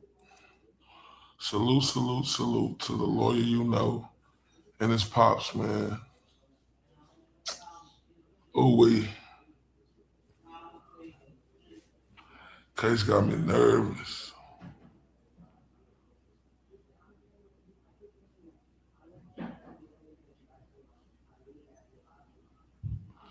Yep, everybody innocent until the closing statements. And that is going to be critical. That is going to be critical for each side. Man, y'all the absolute truth. I appreciate y'all for rocking with me. Man, we got an early morning. Man, cheers to you. It's almost midnight. Where you at? I hope so, Dorina. Cheers to you, Melinda. Thank you so much. Thank you to everybody. And Dorina, I'm with you. I hope it's a short deliberation. Obviously not guilty. Insanely obvious. Man, I love y'all to death. Man, y'all the truth. Please continue to support me. Hit that like button, share, subscribe. If you can, you see the cash app across the screen. You can always donate. Shout out to the beautiful Mevi. I know you hear Mevi. I know you hear, and I know you think the same way me and Dorina thinking, man. I hope that jury get it. I do. But I love y'all, man. See y'all soon. Y'all the best. TRUF. Truth. He's the mirage in the rear view glass. It's Ray from Dallas. Was he here? Was he there? Was he ever mine? Ray from Dallas? Just a trick played by time. This dude is savage Is as he fuck. real or just a dream? What up, Ray from Dallas? Ray from Dallas, tell me true. Are you the He's myth fun. or the man I knew? Hi, Ray. This appears to be a black man. Ray from Dallas. Let's take this walk. Is he real or just a dream? Falling stars or a laser beam? Ray from Dallas, tell me true. Are you the myth or the man I knew? This dude is Savage as fuck.